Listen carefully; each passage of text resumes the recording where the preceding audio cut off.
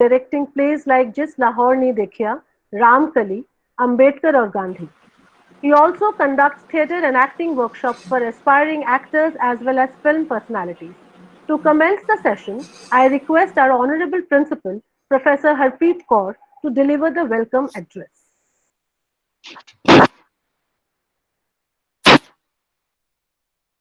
Am I connected? Hello. Yes. Am I audible? Yes, ma'am. Yes, ma'am, you're audible. Yeah. Good afternoon, everybody. I welcome you to this webinar conducted by the BA Program Society. Now, this is one of the webinars conducted by the by Mata Sundari College. We had a series of seminars earlier also, and now this we have made it a series so that you have an overview of the pandemic. We all know that there are so many things which are happening and which are just unimaginable. Now, this pandemic, nobody thought that this could happen in our lifetimes, but this has happened, and this has actually changed our overview, our horizon of life. So, and there are many changes coming in overall all the sectors.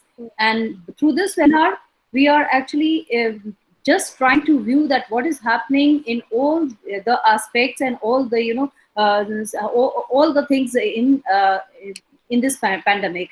And for this, where nothing can be, we can start with a better thing than this cinema, because right now I think entertainment is a must. We all need some kind of entertainment, and for this today's session we have two very renowned people. And Mr. Ajay is there, Brahmataj. Now he has made cinema a critic, really a serious affair, and it is not just kind of a gossip or something like this, but it is more serious thing now. And he has changed a lot in this field. Now, Arvind Gaur is connected with the students also through his theater group, and nothing better than watching his play, or those plays there at the Shri Ram Center. So now, as I was saying, that today we need entertainment quite a lot because we are confined in our homes, and since we are confined in our homes, it is important that we have some kind of a outlet for our mental faculties, and entertainment that way is the best. But now what is happening? Cinema is not there, and theater is closed down, everything is closed down. Now this kind of atmosphere was there, or these kind of things were there earlier also, but we had calamities earlier also. For example, First World War, cinema was still there. In Second World War, cinema was postponed for some time. But during this during this Spanish flu also, the cinema was closed down. And but as soon as the theaters and the cinemas were opened, people thronged. And so we all have a ray of hope that that something better is going to come out, and it is not just the standstill that we are feeling, or since feeling today. Now, of course, the global box office has hit very badly, and theaters have and cinema has been closed all over the world, whether it is US or UK or Australia, Singapore, India, everywhere. And there are lot many activities related to the cinema also. For example, the supply chain which is there, the long supply chain, which gives employment to so many, but yet, and this is also stopped. And award ceremonies have been postponed also, and lot of changes are coming in their eligibility criteria also. So a lot of changes are there, long term changes are coming up. Now what now who are the gainers? Because we need entertainment. So what is coming up is that Netflix and Amazon Prime have become the major gainers here, who are giving entertainment right in our homes. And that is why we see that people are subscribing. Maybe this subscription will fall little later when people will start moving out, but yet right now we are resorting to Amazon Prime or Netflix for our entertainment. In this backdrop of pandemic, there are so many changes which are coming up, and so much heavy load is there that telecommunications can collapse also. This has been actually warned also. And uh, what is happening is that a lot of changes are coming in. How to view these changes? So we have people from the field itself who will tell that how we will withstand all the changes and what kind of changes are required in our mindset in the later years as well. So with this, I also congratulate my team who has worked, put in a lot of effort and for this, and they have geared up to bring this webinar series to you. And Mr. Ajay, you're welcome. And Mr. Arvind Gorji, you are also very welcome. Had you been in our college, we would have presented you some bouquet or something. But now what I can say is that you are most welcome. Namaskar ji. आइए इनसे बात सुनते हैं और इनकी बात सुन के हम कुछ और गेन करते हैं. Thank you. Thank you, ma'am, for highlighting some very relevant issues pertaining to entertainment and what shape the entertainment industry would take. We now move on to our first speaker, Mr. Ajay Brahmatmaj. Sir, we extend a very warm welcome to you and we are honored to have you here, and I request you to kindly address the audience.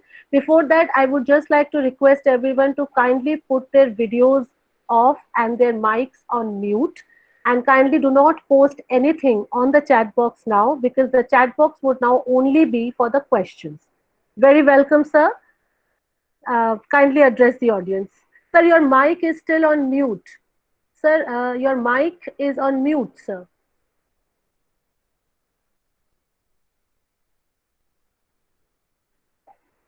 Sir, your mic is still on mute.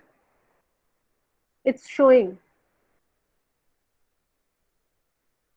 Meanwhile, sir figures out his mic. I request everyone to kindly put their videos off and to put their microphones on the mute option, because the videos are still visible, and I would request everybody to kindly put their videos on off.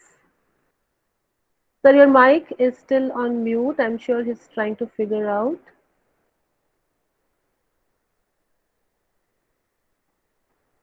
Meanwhile, kindly stay connected with us, and I'll just read out some of the instructions till sir figures out his end of the technical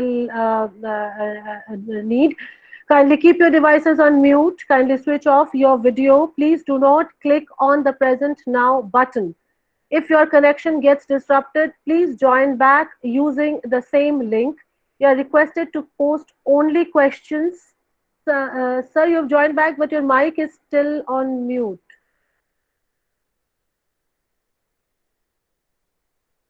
Please do not mark your attendance on the chat box or put any other message. Attendance cum feedback form is being sent on the mail, or it has been sent on the mail actually. It will be activated 10 minutes before the conclusion of the session and deactivated 10 minutes after the session concludes. You are requested to access it through your mail only. Can I request the admin to try if sir's microphone can be unmuted from their end? No, Priya. Okay. Can't. Okay. So it has to be done from sir's end. Yes. Okay. Fresh links for subsequent meetings of the webinar series and attendance form will be provided to you on daily basis. E-certificates will be issued to registered participants who attend a minimum of 5 sessions within 15 days. Give us a short while, we figure out how do we re-establish connection with Ajay sir. Stay connected with us, and the instruction slide will be displayed to you on screen in a short while. Kindly stay connected till we figure out how to bring back our speaker with us. Thank you.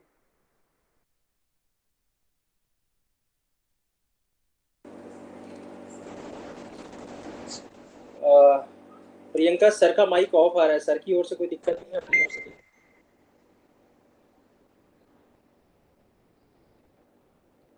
Sir, your mic is on now. Okay. Okay. Thank you so much. So everybody, here is our speaker, Honorable Mr. Ajay Brahmatmaj. And sir, नमस्ते और sorry for delay, मतलब technical problems में हम लोग कुछ नहीं कर सकते, और ये दिक्कत हमें अभी सिनेमा में एज सच दिखाई पड़ रही है सब जगह। जिस ढंग से मल्टीप्लेक्सेस बंद हो गए हैं, सिनेमा की सारी एक्टिविटीज बंद हो गई है। अभी हम अपने घरों में कैद हैं, बंद हैं, और ये जरूरी है हमारे लिए, क्योंकि अगर कोरोना से मुकाबला करना है, लड़ना है, खुद को बचाए रखना है, तो घर में रहना जरूरी है, सोशल डिस्टेंसिंग जरूरी है। इसलिए और ऐसे समय में जैसा कि प्रियदर्शनी जी ने कहा और हरदीप जी ने कहा कि बहुत ही इम्पोर्टेंट हो गया है सिनेमा का रोल।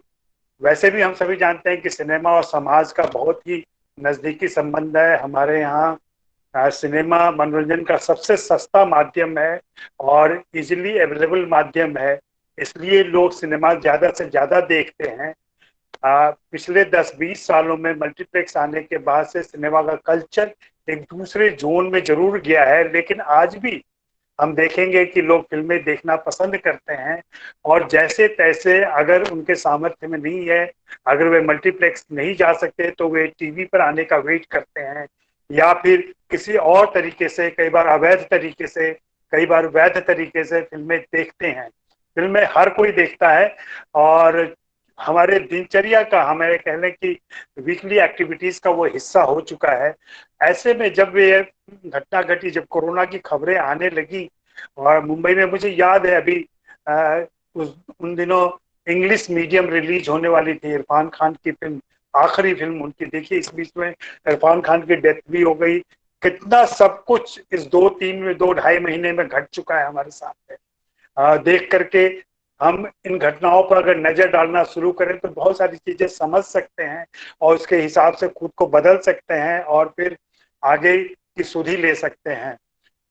मैं वही बता रहा था कि इंग्लिश मीडियम जब रिलीज की गई, उसके प्रोड्यूसर ने रिलीज किया, उनको लगा कि ये मुश्किल से 2-4 दिनों की बात होगी, थिएटर भी बंद हुए हैं, फिर थिएटर चालू हो जाएंगे। लेकिन फिल्म रिलीज होने के 4 दिनों के बाद से, 5 दिनों के बाद से ऐसा लग गया कि थिएटर नहीं चालू होंगे। पहले केरल में, फिर जम्मू में, फिर दिल्ली में, और फिर धीरे धीरे एक एक करके सारे राज्य में सिनेमा घर बंद हो गए। और हमने देखा कि इरफान अपनी आखिरी फिल्म दर्शकों तक नहीं पहुंचा सके। इस बात का उन्हें अफसोस रह गया होगा कि उनकी आखिरी फिल्म भी इस तरीके से दर्शकों के पास नहीं जा सकी। लेकिन उसी दौर में आप देखें कि उसी समय खबरें आई थी, आप लोग वाकिफ होंगे, जो लोग सिनेमा देखते हैं, सिने बफ हैं, उनको पता होगा कि रोहित शेट्टी और करण जौहर और अक्षय कुमार जिन्होंने मिलकर फिल्म बनाई है सूर्यवंशी, जो उस अगले हफ्ते रिलीज होने वाली थी। आपको मैं बताऊं कि अगले हफ्ते से ये योजना बनी थी कि मुंबई के मॉल 24 घंटे खुले रहेंगे। उस हिसाब से उन लोगों ने प्लानिंग की थी कि इस फिल्म के हम कई सारे शो करेंगे और लगभग 24 घंटे दिखाएंगे इस फिल्म को। एक बड़ी घटना, एक बड़ी ऐतिहासिक घटना होते होते रह गई, वो इस कोविड-19 के चक्कर में। और जब लॉकडाउन हो गया तब तो ये तय हो गया कि अभी कोई फिल्म एक्टिविटीज नहीं होगी। उन दिनों मुझे याद है कुछ एक यूनिट्स, कुछ एक मेरे दोस्त जो जिनको मैं जानता हूँ, जो डायरेक्टर्स हैं, जो बाहर फिल्में शूट करने गए थे, उन लोगों को लौटना पड़ा, जल्दी में लौटना पड़ा, क्योंकि फिल्म बनाना, फिल्म की शूटिंग अपने आप में एक सामूहिक काम है। ये इंडिविजुअली अकेले बैठ कर के नहीं हो सकता। हम सभी जानते हैं कि जब शूट चल रहा होता, आपने कभी शूटिंग देखी हो, कहीं आसपास में ऐसे ही नजर पड़ी हो आपकी, या शूटिंग रिपोर्ट देखी हो, तो आप देखेंगे कि सेट पे जब फिल्म की शूटिंग चल रही होती है तो कम से कम 100-150 लोग मौजूद रहते हैं। और अगर बड़ी फिल्म हो तो, और तामझाम ज्यादा लंबा चौड़ा हो तो और ज्यादा भीड़ होती है। ऐसे में सोशल डिस्टेंसिंग मेंटेन नहीं की जा सकती, सैनिटाइजेशन मेंटेन नहीं किया जा सकता। वैसी स्थिति में जरूरी था कि वे सारी एक्टिविटीज रोक दी जाए, शूटिंग रोक दी जाए, और शूटिंग रोक दी गई। सारे कलाकार अपने अपने घरों में कैद हो गए, स्टार घरों में कैद हो गए। लेकिन एक अच्छी बात हुई, आप देखेंगे समाज हमारा फिल्म मेकर्स की तरफ, स्टार्स की तरफ हर मुसीबत में देखता है, गौर करता है, और हमारे फिल्म स्टार्स ने इस मौके की नजाकत को समझा और उस तरीके से मैसेज दिए, कोरोना से परहेज के, कोरोना से बचाव के, कोरोना से बचे रहने के सारे मैसेज, चाहे वो 20 सेकंड हाथ धोने का मैसेज हो, या खुद से घर का काम करने का मैसेज हो, या घर में रह के प्रधानमंत्री के आह्वान पर ताली बजाने का हो, थाली बजाने का हो, दिया जलाने का हो, ये सारा काम उन्होंने किया। एक बहुत ही स्वस्थ संदेश पूरे देश को दिया कि वे उनके साथ हैं इस मुसीबत की घड़ी में। सिनेमा का ये एक रोल है, जब सिनेमा फिल्में नहीं आ रही थी तो फिल्म स्टार किस तरीके से एक सामाजिक भूमिका अपनी निभा रहे थे। कल को जब हम इतिहास लिखेंगे और कोरोना काल की बात करेंगे और सिनेमा की बात करेंगे तो हम इन सारी बातों को याद रखेंगे।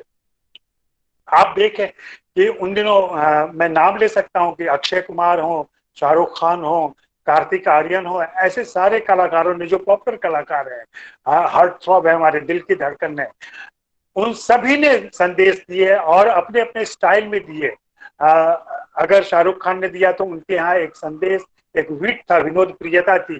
कार्तिक आर्यन ने दिया तो जो उनका मोनोलॉग का स्टाइल है वैसा दिया। अक्षय कुमार ने दिया तो कुछ कुछ अपने राउडी वाले अंदाज में, राउडी ठहर के अंदाज में दिया। कहने तात्पर्य ये था कि लोगों से कनेक्शन बने उनका और उस ढंग से वो लोगों के पास जाएं। अभी एक बड़ी बहस चल रही है और हिंदी फिल्म इंडस्ट्री में और बाकी भारतीय फिल्म इंडस्ट्री में भी हड़कंप सा मचा हुआ है। आप सभी जानते होंगे, आज ही गुलाबो सिताबों का ट्रेलर आया है और आज नहीं आया, कल आ जाएगा। और गुलाबो सिताबो फिल्म पहली ऐसी फिल्म होने जा रही है जो ओटीटी प्लेटफॉर्म पर रिलीज होने जा रही है। यह एक ऐतिहासिक घटना है, यह एक बड़ी घटना है और भारतीय फिल्मों के इतिहास में और फिल्म देखने दिखाने के इतिहास में अपने आप में इस घटना का बहुत ही हिस्टोरिकल वैल्यू है। इसलिए कि अभी तक सिनेमा हम सिनेमा घरों में जाके देखते रहे हैं, चाहे वो सिंगल स्क्रीन हो या मल्टीप्लेक्स हो। मुख्य रूप से जब सिनेमा फिल्में रिलीज होती हैं उस हफ्ते में या उसके अगले हफ्तों में हम वे फिल्में जाकर के सिनेमा घर में देखते हैं। ये पहली बार ऐसा हो रहा है कि 60 दिनों से सिनेमा घर लगभग बंद हैं और कहीं भी कुछ एक्टिविटीज नहीं चल रही है। ऐसे में जो फिल्में बन चुकी हैं और जिनकी रिलीज डेट लगातार निकल रही थी, एक निर्माता के ऊपर आर्थिक दबाव होता है, आर्थिक परेशानियां होती हैं, उसकी समझ में नहीं आता है जब ऐसी स्थिति आ गई है तो वह कैसे निपटे इससे। ऐसे में एक विकल्प के तौर पर ओटीटी प्लेटफॉर्म दिखे हैं, जो ऑनलाइन स्ट्रीमिंग प्लेटफॉर्म जिनको हम कहते हैं। नेटफ्लिक्स का नाम ले सकते हैं, अमेजॉन ले सकते हैं, हॉटस्टार है, अल्ट बालाजी है, वूट है, इस तरीके से ढेर सारे प्लेटफॉर्म आ गए हैं। लेकिन नेटफ्लिक्स और अमेजॉन इंटरनेशनल प्लेटफॉर्म है और बहुत ज्यादा तकनीकी रूप से दक्ष हैं ये लोग और सभी तक पहुंच रहे हैं। इन्होंने ये एक विकल्प दिखाया, इन्होंने एक रास्ता दिखाया कि फिल्में इस माध्यम से भी दर्शकों तक पहुंच सकती हैं। अब यह एक पुरानी बहस चल रही है और बहुत ही पारंपरिक बहस है ये कि क्या फिल्म देखने का आनंद जो एक सामूहिक प्रक्रिया होती थी, सामूहिक रूप से हम थिएटर में जाते थे जहाँ 150 लोग बैठे रहते हैं, या हम ग्रुप में जाते हैं, ग्रुप में बैठ के देखते हैं, फैमिली के साथ जाते हैं, फैमिली व्यूइंग होती है, क्या वैसा आनंद, वो पिकनिक, वो मजा घर में बैठ के फिल्म देखने में आएगा? यह एक सवाल है और बड़ा सवाल है कि उसका रसास्वादन किस प्रकार से होगा, उसके रसास्वादन में कोई फर्क पड़ेगा क्या? फर्क पड़ेगा, बहुत थोड़ा फर्क पड़ेगा, इसलिए कि अभी जिनके पास, चूंकि लॉकडाउन ये अचानक से आ गया, तो कुछ ऐसे घर या वैसे घर जहां ये सुविधाएं हो सकती थी कि वे होम थिएटर बना सकें या घर में स्क्रीन रख सकें, घर में प्रोजेक्टर रख सकें, जिससे वे फिल्मों को बड़े पर्दे पर अपने ही घर के सीमित दायरे में ही एक बड़े पर टीवी से बड़े पर्दे पर देख सकें, यह सुविधा वे नहीं कर पाए। मेरा पूरा विश्वास है कि लॉकडाउन खत्म होने के बाद प्रोजेक्टर, स्क्रीन्स और बड़े वाईफाई, बड़े स्टूडियो सिस्टम और टीवी की मांग बढ़ेगी और जो लोग, जो दर्शक इन सारी चीजों को अफोर्ड कर सकते हैं वो खरीद के ले आएंगे। जो नहीं खरीद सकते वे पहले भी, जब ये सिनेमाघर खुले हुए थे तब भी मोबाइल पे, टीवी पे या लैपटॉप पे फिल्में देख रहे थे। इस बात को समझने की जरूरत है। ज्यादा हाय तौबा करने से या ज्यादा रोने कलपने से कोई फायदा नहीं होने को है। आज मल्टीप्लेक्स मुश्किल में फंसा हुआ है, तो उनके एसोसिएशन की तरफ से यह बार बार मांग आ रही है कि फिल्में सिनेमा घर में ही रिलीज होनी चाहिए और ऐसे नहीं जानी चाहिए, क्योंकि इससे उनका दर्शक मारा गया है, उनकी कमाई मारी गई है। लेकिन आप याद करें पिछले 10 सालों को, जब से ये मल्टीप्लेक्स कल्चर आया, खास करके बड़े शहरों में और थोड़े से छोटे मझोले शहरों में, इन्होंने आम दर्शकों का, जो चवन्नी छाप दर्शक होते थे, उन दर्शकों के एक बड़े हिस्से को, बड़े समुदाय को सिनेमा घरों से वंचित कर दिया है, बाहर कर दिया है। आज फिल्म देखने का मतलब होता है कि कम से कम आपके पास 200 रुपए तो होने ही चाहिए। पहले यही फिल्म सिंगल स्क्रीन में, आज भी यह फिल्म 50 से 60 रुपए, 100 रुपए तक में मैक्सिमम देखी जा सकती। जाहिर सी बात है, मल्टीप्लेक्स कल्चर को उन ऑडियंस की कोई चिंता नहीं थी, उनकी कोई फिक्र नहीं थी, उन्हें तो पैसे कमाने से मतलब था। वे शहर के उन अमीर दर्शकों का या वैसे दर्शकों को कैटर कर रहे थे जो उन्हें पैसे दे सकते हैं। मल्टीप्लेक्स के आने से सिनेमा देखने के कल्चर में, वहां जो सिक्योरिटी होती है, वहां जो साफ सफाई होती है, वहां जो सिटिंग अरेंजमेंट होता है, उसमें जरूर विकास हुआ, जरूर वो सुव्यवस्थित हुआ, सुदृढ़ हुआ, मजबूत हुआ और बेहतर हुआ। लेकिन जो मैं बार बार कह रहा हूं कि जैसे इन्होंने दर्शकों को वंचित किया सिनेमा घरों से, अब वे दर्शक बड़े ही डेमोक्रेटिक तरीके से इन सारे सिस्टम पे, इन सारे मीडियम पे अपना अधिकार जता पाएंगे और वे भी फिल्में देख सकेंगे। आज अगर गुलाबो सिताबो 12 जून को रिलीज होगी, तो पूरी दुनिया के दर्शक, जी हाँ, पूरी दुनिया के दर्शक, चाहे वो शहर में हो, चाहे गांव में हो, चाहे कस्बे में हो, कहीं भी हो, वे आराम से अगर चाहते हैं तो उस फिल्म को एक्सेस कर सकते हैं। लॉकडाउन पीरियड में ये जरूर समस्या है थोड़ी सी कि नेटवर्क पे ज्यादा प्रेशर आ गया है और टेली नेटवर्क जो होगा वो बाद में कैसे विकसित होगा। हम 3G से 4G की तरफ जा रहे हैं, 4G से 5G की तरफ जा रहे हैं और मुझे पूरा यकीन है कि आने वाले महीनों में ये तकनीकी सुविधा फाइबर के जरिए और तमाम जरिए से हमारे ब्रॉडबैंड में आएगी, हमारे मोबाइल में आएगी, हमारी दूसरी जो ऐसी सुविधाएं हैं वहां पहुंचेंगी। तो मुझे लगता है कि धीरे धीरे सिनेमा की आदत पड़ेगी छोटे स्क्रीन पे देखने की और उसको समझने की। और यह भी आप मान लीजिए कि जैसे मल्टीप्लेक्स कल्चर आया तो फिल्मों का मिजाज भी बदला। हिंदी फिल्मों का खास करके ऐसी फिल्में बननी शुरू हुई जो मल्टीप्लेक्स ऑडियंस को कैटर करे, मल्टीप्लेक्स ऑडियंस को खुश करे, उसका मनोरंजन करे। इसलिए आप देखेंगे कि पिछले 20 सालों में जो हिंदी सिनेमा का पारंपरिक गांव हुआ करता था, कस्बा हुआ करता था, छोटे शहर हुआ करते थे, वो सब गायब हो गए। ऐसे किरदार गायब हो गए, ऐसे किरदार आ गए, ऐसे चरित्र आ गए, वैसा परिवेश आ गया जो मल्टीप्लेक्स के आसपास का था, जहां मल्टीप्लेक्स के दर्शक इसका आनंद उठा सकते थे या इनसे आइडेंटिफाई कर सकते थे। अभी जब OTT प्लेटफॉर्म आ जाएंगे और पता चलेगा कि उनका टारगेट ऑडियंस बदल चुका है, टीए बदला है, अब ये सारा देश उनको देख रहा है, सारी दुनिया देख रही है उनको, निश्चित रूप से फिल्म के कंटेंट में बदलाव आएगा। यह लॉकडाउन के बाद के प्रभाव की बात मैं कह रहा हूं, लॉकडाउन के बाद का यह प्रभाव होगा। और एक चीज और गौर करने की जरूरत है, इस पर तवज्जो देना होगा, न सिर्फ दर्शक बल्कि फिल्मकारों को भी, फिल्म इंडस्ट्री के लोगों को भी सावधान रहना पड़ेगा और जागरूक रहना पड़ेगा इस हिसाब से कि पिछले 2 महीने में हमने देखा है कि हम लगातार घर में बैठे दुनिया भर की फिल्में देख रहे हैं OTT प्लेटफॉर्म के जरिए और दूसरे ऐसे मीडियम से, टीवी से। हमारा एक्सपोजर, जो भारतीय दर्शक था, जो अब तक सिर्फ हिंदी फिल्में देख करके संतुष्ट होता था, वो दुनिया भर की फिल्में देख रहा है। उसका एक्सपोजर दुनिया की बेहतरीन फिल्मों से भी हो रहा है, दुनिया के खराब फिल्मों से भी हो रहा है।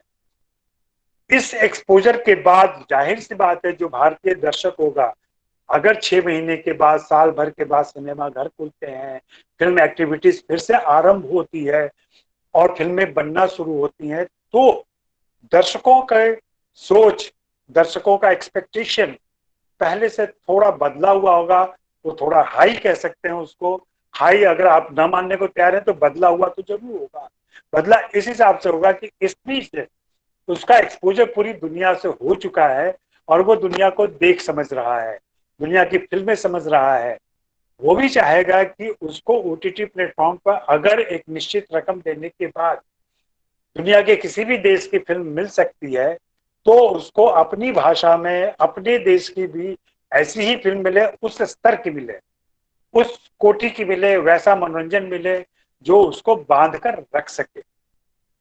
इसलिए मुझे लगता है कि यह बहुत बड़ी चुनौती का भी समय है लॉकडाउन के बाद खास करके। हाँ, अगर दर्शकों के हिसाब से बात करें तो मेरा ख्याल है कि दर्शकों की तो चांदी ही चांदी है। दर्शक सिनेमा घर में देखें कि अपने घर में देखें, कहीं भी देखें, उनको फिल्में मिलती रहेंगी और उनके लिए मनोरंजन की वैरायटी बढ़ती जाएगी, मनोरंजन के तौर तरीके बदलते जाएंगे।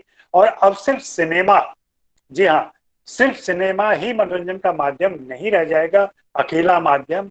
हम देख रहे हैं पिछले कुछ समय से कि वेब सीरीज इतने पॉपुलर हो रहे हैं, लोग बिंज वॉचिंग कर रहे हैं। कहने का तात्पर्य कि एक साथ बैठकर 5-5 घंटे 7-7 घंटे में एक एक सीरीज पूरी कर रहे हैं। कल को ये बिंज वॉचिंग बिंज रेसिंग में बदल सकती है। कल को होड़ लग सकती है कि आज अगर कोई सीरीज आ रही है, उसका प्रसारण आरंभ हुआ है, तो उसी दिन दर्शक टूट पड़े। दर्शक अपने रूटीन भी लॉकडाउन के बाद, मुझे पक्का यकीन है कि दर्शक अपनी दिनचर्या भी इस तरीके से तय करेंगे कि उन्हें कितना समय मिल सके जिससे वे वेब सीरीज को या ओटीटी प्लेटफॉर्म को समय दे सकें। शुरुआत में इसके अपने कॉम्प्लिकेशन पैदा होंगे, कई सारे केसेज ऐसे मिलेंगे, कई सारी स्टडीज में चीजें सामने आएंगी कि इन दिनों दफ्तर में कर्मचारी ज्यादा देर आलसी रहते हैं या सोए रहते हैं या थके रहते हैं। ऐसा इसलिए होगा कि जिस दिन कोई नई सीरीज आएगी, जिस दिन कोई नई फिल्म आएगी, उस दिन उसको देखने के चक्कर में तमाम दर्शक अपना समय उस स्क्रीन के सामने बिताएंगे और इसका असर अगले दिन उनके काम पर स्वाभाविक रूप से पड़ेगा। ये सारी समस्याएं लॉकडाउन के बाद आनी ही आनी है और इसके लिए हमें तैयार होना पड़ेगा। दर्शक के तौर पर जो दर्शक देख रहे हैं या जिनको आदत लग रही है ओटीटी प्लेटफॉर्म की, उनसे एक समीक्षक के तौर पर, एक जानकार के तौर पर मैं यही आग्रह करूंगा कि आप सभी बिंज वॉचिंग से पढ़ें और इस पीयर प्रेशर से बचें कि भाई अजय ने, विजय ने, सुरेश ने, सबने ये फिल्म, ये सीरीज देख ली है तो मुझे भी आज ही देख लेना चाहिए। बिल्कुल जरूरी नहीं है। अब ये सारी चीजें आपकी सुविधा पर उपलब्ध है। आप रिलीज के दिन देखें, प्रीमियर के दिन देखें या अगले दिन देखें और एक साथ 5 घंटे 6 घंटे 7 घंटे न बिताएं स्क्रीन के सामने। यह खुद का सेल्फ रेगुलेशन या कह ले खुद पर आत्मानुशासन करना पड़ेगा ताकि आप एक अच्छे दर्शक के तौर पर खुद को मेंटेन कर सके और इस मीडियम का ज्यादा से ज्यादा आनंद ले सकें। सिनेमा की एक्टिविटीज की जो बातचीत चल रही है कि सिनेमा की का शूटिंग कब से चालू होगा, शूटिंग के सिलसिले में आज ही कल महाराष्ट्र के मुख्यमंत्री से फिल्म मेकर्स मिले थे, खास करके मराठी फिल्मों के मेकर्स मिले थे। वे चाहते हैं कि कुछ ढील दी जाए, उनको अनुमति दी जाए ताकि वे शूटिंग आरंभ कर सकें। तो वो तौर तरीका अभी खोजा जा रहा है कि कैसे शूटिंग की जाए जहाँ पे सोशल डिस्टेंसिंग और सैनिटाइजेशन, ये दो चीजों का मेंटेनेंस हो सके और लोग सुरक्षित तरीके से काम भी कर सकें और ये गाड़ी चलती रहे। फिल्म इंडस्ट्री की गाड़ी पटरी से उतर चुकी है और उसको कैसे पटरी पर लाया जाए, यह एक बड़ी समस्या है और उसके तरीके खोजे जा रहे हैं और उस पर अभी इंडस्ट्री के जो एसोसिएशन है, वो कलाकार, वो टेक्नीशियन, वो सब मिलकर के बातें कर रहे हैं। लेकिन एक चीज जो हम अपने जीके से, सामान्य ज्ञान से कह सकते हैं कि जब तक कोरोना का टीका नहीं आ जाता है, कोई वैक्सीन नहीं आ जाता है तब तक मुझे नहीं लगता कि फिल्म स्टार, बड़े स्टार रिस्क लेंगे ऐसे सार्वजनिक जगहों पे जाने का या फिल्म की शूटिंग में जाने का और जोखिम मोल लेने का। तो उनकी सुरक्षा के लिए हम भी नहीं चाहेंगे कि उनकी जान खतरे में पड़े, उन पर किसी प्रकार से आँच आए। तो हम भी चाहेंगे कि उनके लिए पूर्ण सुरक्षा दी जाए, वैसा सुविधाएं वहां प्रदान की जाएं ताकि वे जाएं और शूट कर सकें। पिछले दिनों अध्ययन कर रहा था तो मैंने चीन का भी देखा, चीन में भी शूटिंग आरंभ हो चुकी है, थोड़ा बहुत काम हो रहा है। ऑस्ट्रेलिया में एक मशहूर वेब सीरीज है जो वहाँ और इंग्लैंड में पॉपुलर है, उसका भी निर्माण शुरू हो गया है। तो वहाँ उन लोगों ने जैसे तरीके अपनाए हैं, उन तरीकों को अगर अपनाया गया तो शायद शूटिंग की थोड़ी बहुत सहूलियतें यहाँ भी हो सकती हैं। लेकिन एक तो हम मानसिक रूप से, दूसरे तकनीकी रूप से, तीसरे एक नागरिक के तौर पर इतने समझदार और दक्ष नहीं है कि उन सारी चीजों का हम पालन कर सकें। अभी पिछले दिनों हमने देखा कि जब थोड़ी सी ढील दी गई लॉकडाउन में तो कैसे लोग टूट पड़े, भीड़ लग जा रही है, कहीं भी बहुत ज्यादा लोग जमा हो जा रहे हैं। तो इन चीजों से बचने की भी जरूरत होगी और ये देखना पड़ेगा कि सिनेमा घर अगर खुलते हैं तो भी लोग जाते हैं कि नहीं जाते हैं। अभी हाल में मल्टीप्लेक्स एसोसिएशन ने अपनी कुछ सिफारिशें भेजी हैं सूचना एवं प्रसारण मंत्रालय के पास, जिसमें उन्होंने सारे तरीके बताए कि वे कैसे सोशल डिस्टेंसिंग मेंटेन करेंगे, सैनिटाइजेशन मेंटेन करेंगे और वहाँ पे साफ सफाई करेंगे। लेकिन मेरी कुछ सफाई कर्मचारियों से बात हुई जो सिनेमा घर में काम करते हैं, वैसे स्टाफ से भी बात हुई। उन्होंने कहा कि जिस साफ सफाई की दरकार है और जैसी जरूरतें हैं उसे पूरा करने के लिए 2 शो के बीच में कम से कम, जी हाँ, कम से कम 1 से 1.5 घंटे की जरूरत पड़ेगी ताकि हम हर एक सीट को सैनिटाइज कर सकें, पूरी सफाई कर सकें, पूरे मल्टीप्लेक्स की देखभाल कर सकें। अब सोचिए कि जहाँ पे पहले 6 शो 7 शो फिल्मों के होते थे, वहाँ ये 2 और 3 शो हुई हो पाएंगे। सीटों की व्यवस्था भी ऐसी की जा रही है कि 2 सीट छोड़कर 3 सीट छोड़कर सीटें दी जाएं, लेकिन जाहिर सी बात है इससे ऑक्यूपेंसी कम होगी। वैसे ज्यादा इस पर चिंता करने की बात नहीं है क्योंकि जो लोकप्रिय फिल्में भी होती हैं उसमें भी सिनेमा हॉल की ऑक्यूपेंसी 10 से 20% ही होती है, उससे ज्यादा नहीं होती है। और कोई कोई फिल्म होती है जिसमें 60% 70% दर्शक जाते हैं, तो उन फिल्मों में एक लंबी क्यू लग सकती है। लेकिन पहला सबसे बड़ा और महत्वपूर्ण सवाल है कि क्या सिनेमा घर खुल पाएंगे। अगर सिनेमा घर खुल पाएंगे, क्या हम और आप उन सिनेमा घरों में जाएंगे? और अगर हम जाएंगे तो क्या हम इस जोखिम के लिए तैयार हैं? मुझे लगता है कि शायद नहीं।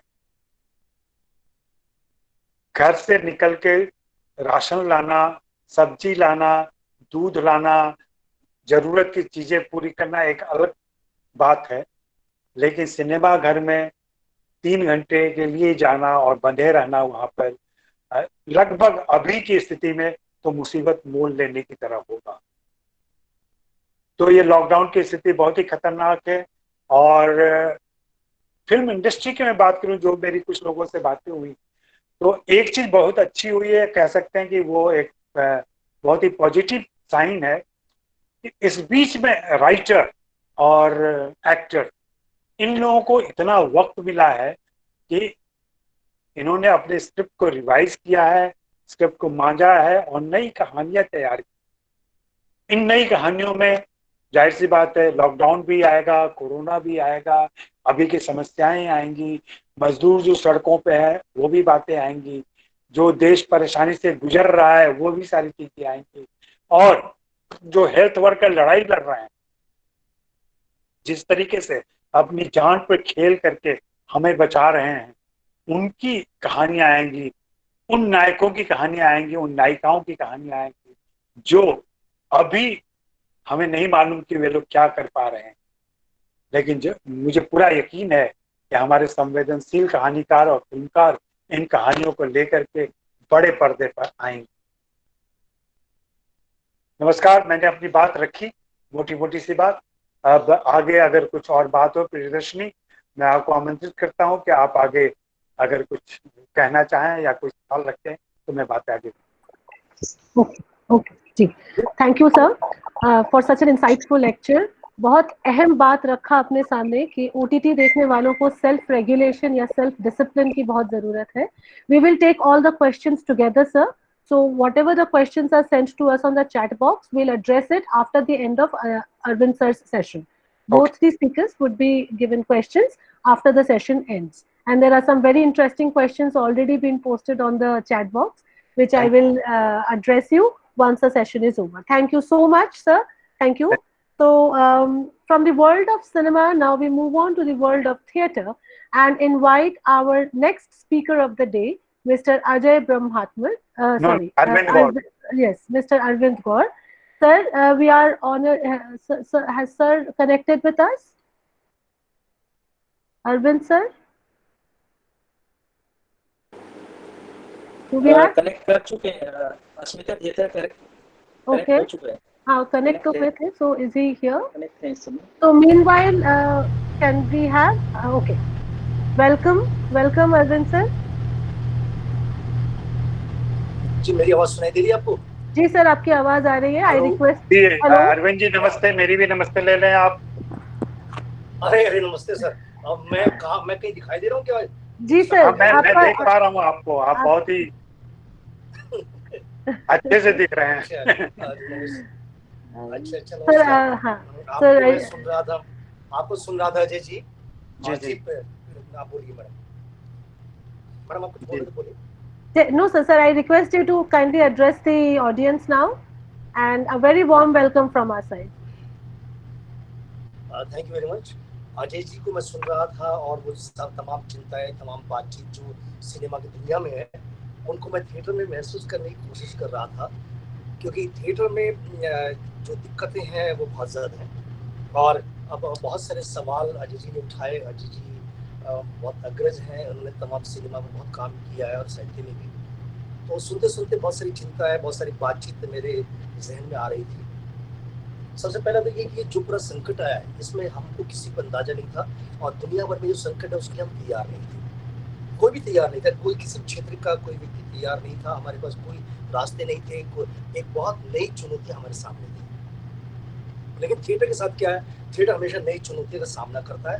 ये थिएटर की सबसे बड़ी खासियत ये होती है कि थिएटर हमेशा कभी भी कुछ भी हुआ है और नए रास्ते निकले थिएटर में। जैसे सबसे मैं शुरुआत से लेने की कोशिश करूँगा सेकेंड वर्ल्ड वॉर में, उस समय भी थिएटर था, तमाम स्थितियाँ थी। बर्तौर ब्रेट जैसे नाटककार लगातार शहर बदल रहे थे, तमाम वहाँ के बुद्धिजीवी इस शहर से उधर शहर जा रहे थे, लेकिन नाटक मंडलियाँ भी लगातार काम कर रही थी।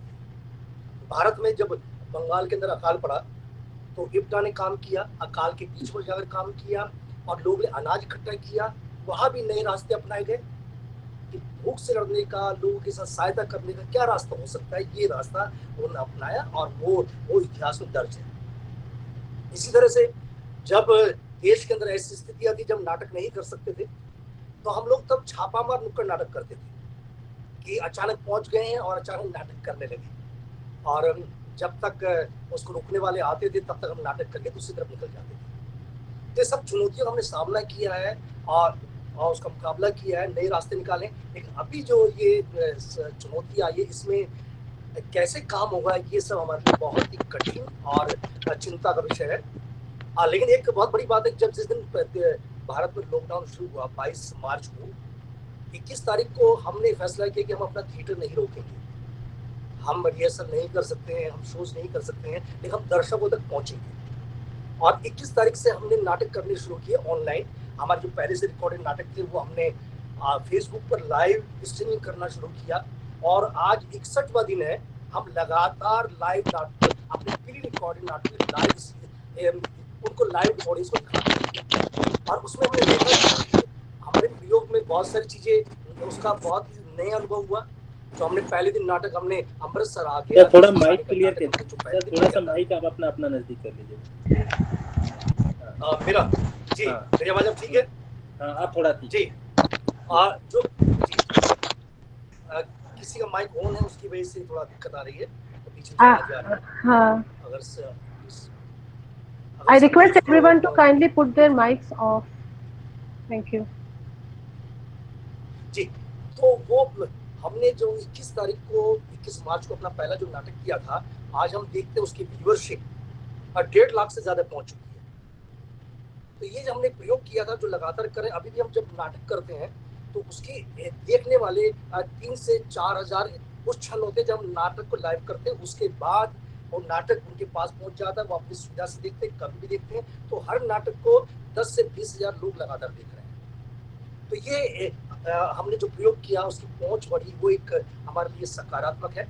लेकिन इसमें ये सबसे बड़ी दिक्कत है कि हमारे पास नाटक रिकॉर्डिंग नाटक कितने होंगे, अंततः हमें आना तो मंच पर ही पड़ेगा, अंततः हमें रिहर्सल ही करनी पड़ेगी। तो ये एक बहुत बड़ा संकट है। हमने रास्ता अपनाया है दर्शक ढूंढने का। पिछले 2 महीने से लगातार हम दर्शकों से जुड़े हुए हैं, संवाद बना रहे हैं। और सबसे बड़ी बात ये कि इस संकट का सामना रंगकर्मियों ने, साहित्यकारों ने, कवियों ने, संगीतकारों ने एक नए तरीके से किया। और आज ऑनलाइन सब आ चुके हैं, रोजाना बहुत सारा कंटेंट सोशल साइट पर डल रहा है। लगातार सोलो परफॉर्मेंस से कहानी सुनाई जा रही है, कविता सुनाई जा रही है, लोग अपनी बातचीत रख रहे हैं। और इस समय देश के जितने भी थिएटर के पेज हैं सोशल साइट्स के ऊपर, वहां से तमाम बड़े लोग जो थिएटर के, जिनको हम कभी आमने सामने सुनने मुश्किल होता था, वो हमारे लिए उपलब्ध है। तो ये पूरे जो पूरा काल है, इसका इस्तेमाल रंगकर्मी और साहित्यकार, कवि, तमाम लोग अपने एक दूसरे से बातचीत करने में, अपनी बात को पहुंचाने में, अपने संकट के बारे में, थिएटर के बारे में, जो सामाजिक चिंता है उसके बारे में बातचीत के लिए इस्तेमाल कर रहे हैं। ये इसका सकारात्मक पहलू है, जो एक कभी पहले नहीं होता था। बहुत से रंगकर्मियों को हम साल में एक बार कभी सेमिनार में सुनते थे, लेकिन हम कभी भी सुन सकते थे। ये एक बहुत बड़ा, मुझे लगता है कि एक हमारे लिए भी नई चुनौतियों का सामना जिस तरह से संस्कृति कर्मी कर रहे हैं, वो एक बहुत ही सकारात्मक और सृजनात्मक तरीका है, जिसका अब मुझे लगता है कि बहुत ही हम स्वागत भी कर रहे हैं। इस बीच में डिबेट भी आई। अजय जी को मालूम है कि डिजिटल थिएटर और का क्या महत्व, क्या डिजिटल थिएटर हमारे जो परंपरागत थिएटर उसका जगह लेगा क्या। दरअसल डिजिटल थिएटर अपने आप में कोई थिएटर है नहीं, लेकिन ये डिबेट बहुत ही गलत तरीके से मोड़ी गई। डिजिटल थिएटर तो वही होता है जो हम आमने सामने करते हैं। अभी जो स्थिति है उसका मुकाबला करने के लिए हमारे डिजिटल होने के सिवा कोई दूसरा रास्ता हमारे पास नहीं है। हमें अपने नाटक जो पहले से रिकॉर्ड है उसको दिखाएं, या हम ऑनलाइन नाटक करके, बातचीत करके 4 लोग उसको रिकॉर्ड करें, उसको दिखाएं। इसके अलावा दूसरा कोई रास्ता नहीं है। तो डिजिटल थिएटर या पहले से रिकॉर्डेड नाटकों की स्ट्रीमिंग जो है, वो इस समय की जरूरत है, कि दर्शकों को आपको लगातार जोड़ना है। दर्शक कब तक सिर्फ जो है नेटफ्लिक्स या तमाम जो दूसरे OTT प्लेटफॉर्म्स हैं उसको कब तक देखेंगे। क्यों हमारे दर्शक, जो थिएटर का जो दर्शक है, हमें उसको बहुत सारे सवाल, बहुत सारी चीजें हमें उस तक पहुंचानी है। जो एक महत्वपूर्ण बात यह है कि लॉकडाउन हुआ, पूरी दुनिया में कोरोना का संकट आया, सब कुछ हुआ, लेकिन क्या हमारी मूल समस्याएं खत्म हो गई हैं? बिल्कुल खत्म नहीं हुई है, वो वैसी की वैसी हैं। डोमेस्टिक वायलेंस के केस पहले से ज्यादा आ गए हैं, बच्चों के साथ मारपीट के केस पहले से आ गए हैं, गरीबी के, शोषण के, भुखमरी के घटनाएं हमारे सबके सामने हो रही हैं। जो पूरा सत्ता है या आसपास के लोग हैं उनकी इंसेंसिटिविटी सामने आ रही है। तमाम तरह के संकट हमारे सामने है। ना तो इसमें इस दौरान ना मजहब की बातें बंद हुई है, ना जाति की बातें खत्म हुई है। मजहब, जाति और तमाम सवालात खड़े हुए हैं। ये सवाल कौन एड्रेस करेगा? ये सवाल थिएटर एड्रेस करेगा। और इसलिए हमें दर्शक से सीधे हमने बातचीत लगातार कर रहे हैं इन सवालों को लेकर। हम जाति के सवाल पर बात कर रहे हैं। हमने जाति के सवाल पर कृष्ण कर्नाटक का नाटक रख लिया, तले दंड हमने 2 बार किया, जिसमें पूरी जाति व्यवस्था के बारे में बातचीत है, जो सवालात है उसके बारे में बातचीत है।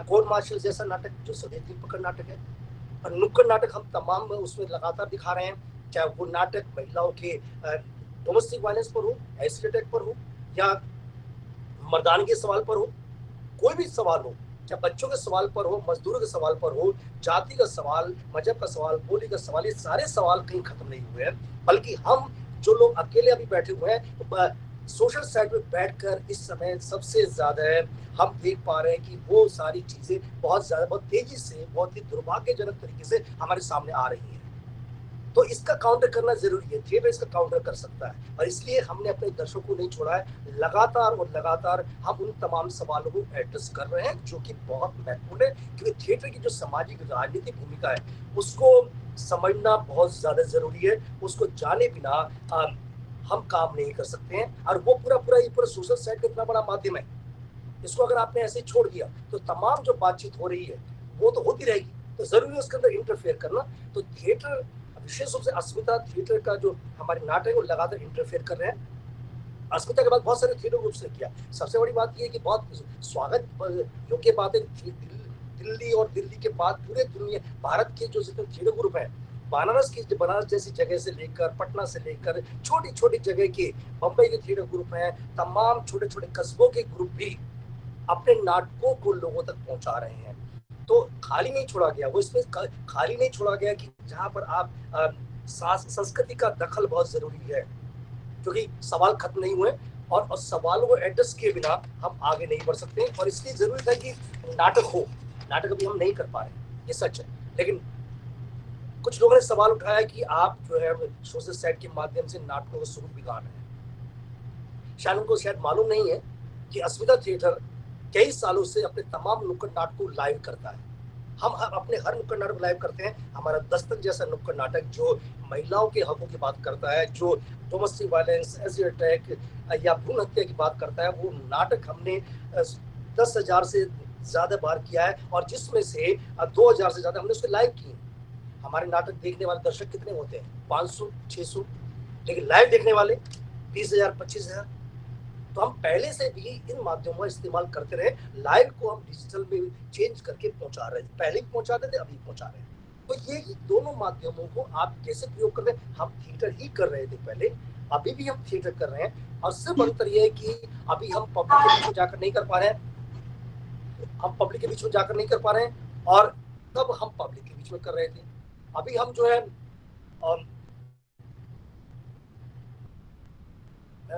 है अपने घर से बैठकर कर रहे हैं, तब हम जनता के बीच में कर रहे थे। तो इसमें सिर्फ अंतर इतना आया है कि उसके अलावा नहीं आया, और माध्यम का इस्तेमाल करना जरूरी था, कि हमारे लिए सीखना जरूरी था कि हम कैसे करें। आज पूरी दुनिया में सबसे ज्यादा जो असर पड़ा है थिएटर बंद होने का, वो ब्रॉडवे पे हुआ है। ब्रॉडवे के बहुत सारे टिकट, जैसे आप जानते हो कि वहाँ 4-4 महीने 5-5 महीने पहले से टिकट बिक जाते हैं, और बहुत ही कॉमर्शियल थिएटर है। वो थिएटर पिछले 3 महीने से बंद पड़ा है। हमारे नाटक भी कैंसिल हुए, जो हमारे पहले से 2 महीने पहले से हम पहले प्लान करते हैं दिल्ली बॉम्बे के नाटक, वो भी कैंसिल हुए। लेकिन उनमें इतना असर नहीं पड़ा, क्योंकि हमारे नाटकों में उतना आर्थिक हम ज्यादा पैसा नहीं लगाते हैं, हम टिकट कम रखते हैं, और दर्शक तक ज्यादा पहुंचने के लिए छोटे और नाटक करते हैं जहाँ किराया कम होता है। दूसरा, ओरिजिनल वालों ने बहुत ही सहयोग दिया, उन्होंने किराया नहीं लिया, और अभी भी जो हमें उम्मीदें हैं कि नए रास्ते निकलेंगे, नए रास्ते किस तरह से निकलेंगे, ये एक पूरा हमारे थिएटर वालों के बीच में बहुत डिबेट चल रही है। जैसे कि ओटीटी प्लेटफॉर्म और डिस्ट्रीब्यूटर के बीच में डिबेट है, उस वैसे यहाँ पर भी है कि कैसे हम लोग काम कर पाएंगे। लेकिन अभी हमें इसके साथ जीना सीखना होगा, इसके साथ रहना सीखना होगा। तो रास्ते क्या निकलेंगे? वो रास्ते हमारी हिम्मत और भरोसे से निकलेंगे, रास्ते हमारे आपसी भरोसे से निकलेंगे, हम कैसे काम कर पाते हैं। इस पूरे दौर में जो सबसे बड़ा दिक्कत आई है कि रंगकर्मियों की स्थिति, आर्थिक स्थिति पर बहुत असर पड़ा है इसका। जो रंगकर्मी, उनके पास कोई साधन नहीं थे। पहले भी थिएटर पूरी तरह से आत्मनिर्भर नहीं था। बहुत सारे रंगकर्मी बहुत सारी फ्रीलांसिंग इधर उधर करते थे, छोटे छोटे काम करते थे। अभी काम पिछले 2 महीने से पूरी तरह से बंद है। शकरपुर, लक्ष्मी नगर के इलाके के आसपास पर हजारों ऐसे रंगकर्मी रहते हैं जो पूरी तरह से संकट के अंदर है, और जहां पर उनको आगे भविष्य नहीं दिखाई दे रहा है, क्योंकि अभी कुछ होने वाला नहीं लग रहा है। तो उनकी तरफ सरकारों का ध्यान आकर्षित किया गया। लेकिन दुर्भाग्य की, चूंकि रंगकर्मी वोटर नहीं है, रंगकर्मी का कोई मजहब नहीं है, जाति नहीं। अगर जाति होती, मजहब होता, तो उनके लिए भी लोग सोचते। नहीं ध्यान दिया जा रहा है। लगातार कोशिश, बम्बई के अंदर भी स्थिति आई है कि बरसोवा विलेज और आसपास की स्थिति जो है बहुत ही मुश्किल की स्थितियां हैं। वहाँ पर एक्टर जो अपने घर को छोड़कर जाते हैं, उनकी काफी इमोशनल उनको वो भी दिक्कतें आ रही हैं। अभी 4-5 दिन पहले एक अभिनेता ने सुसाइड भी किया।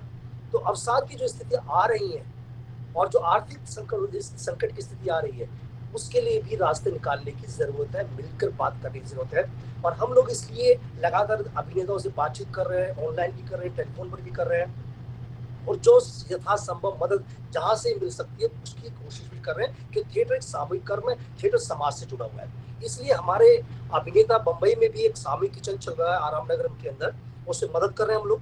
और वो लोग जो सामूहिक किचन चला रहे हैं 3000 से ज्यादा लोगों तक रोजाना खाना पहुंचा रहे हैं, और उसके लिए बहुत सारे लोगों ने मदद की है।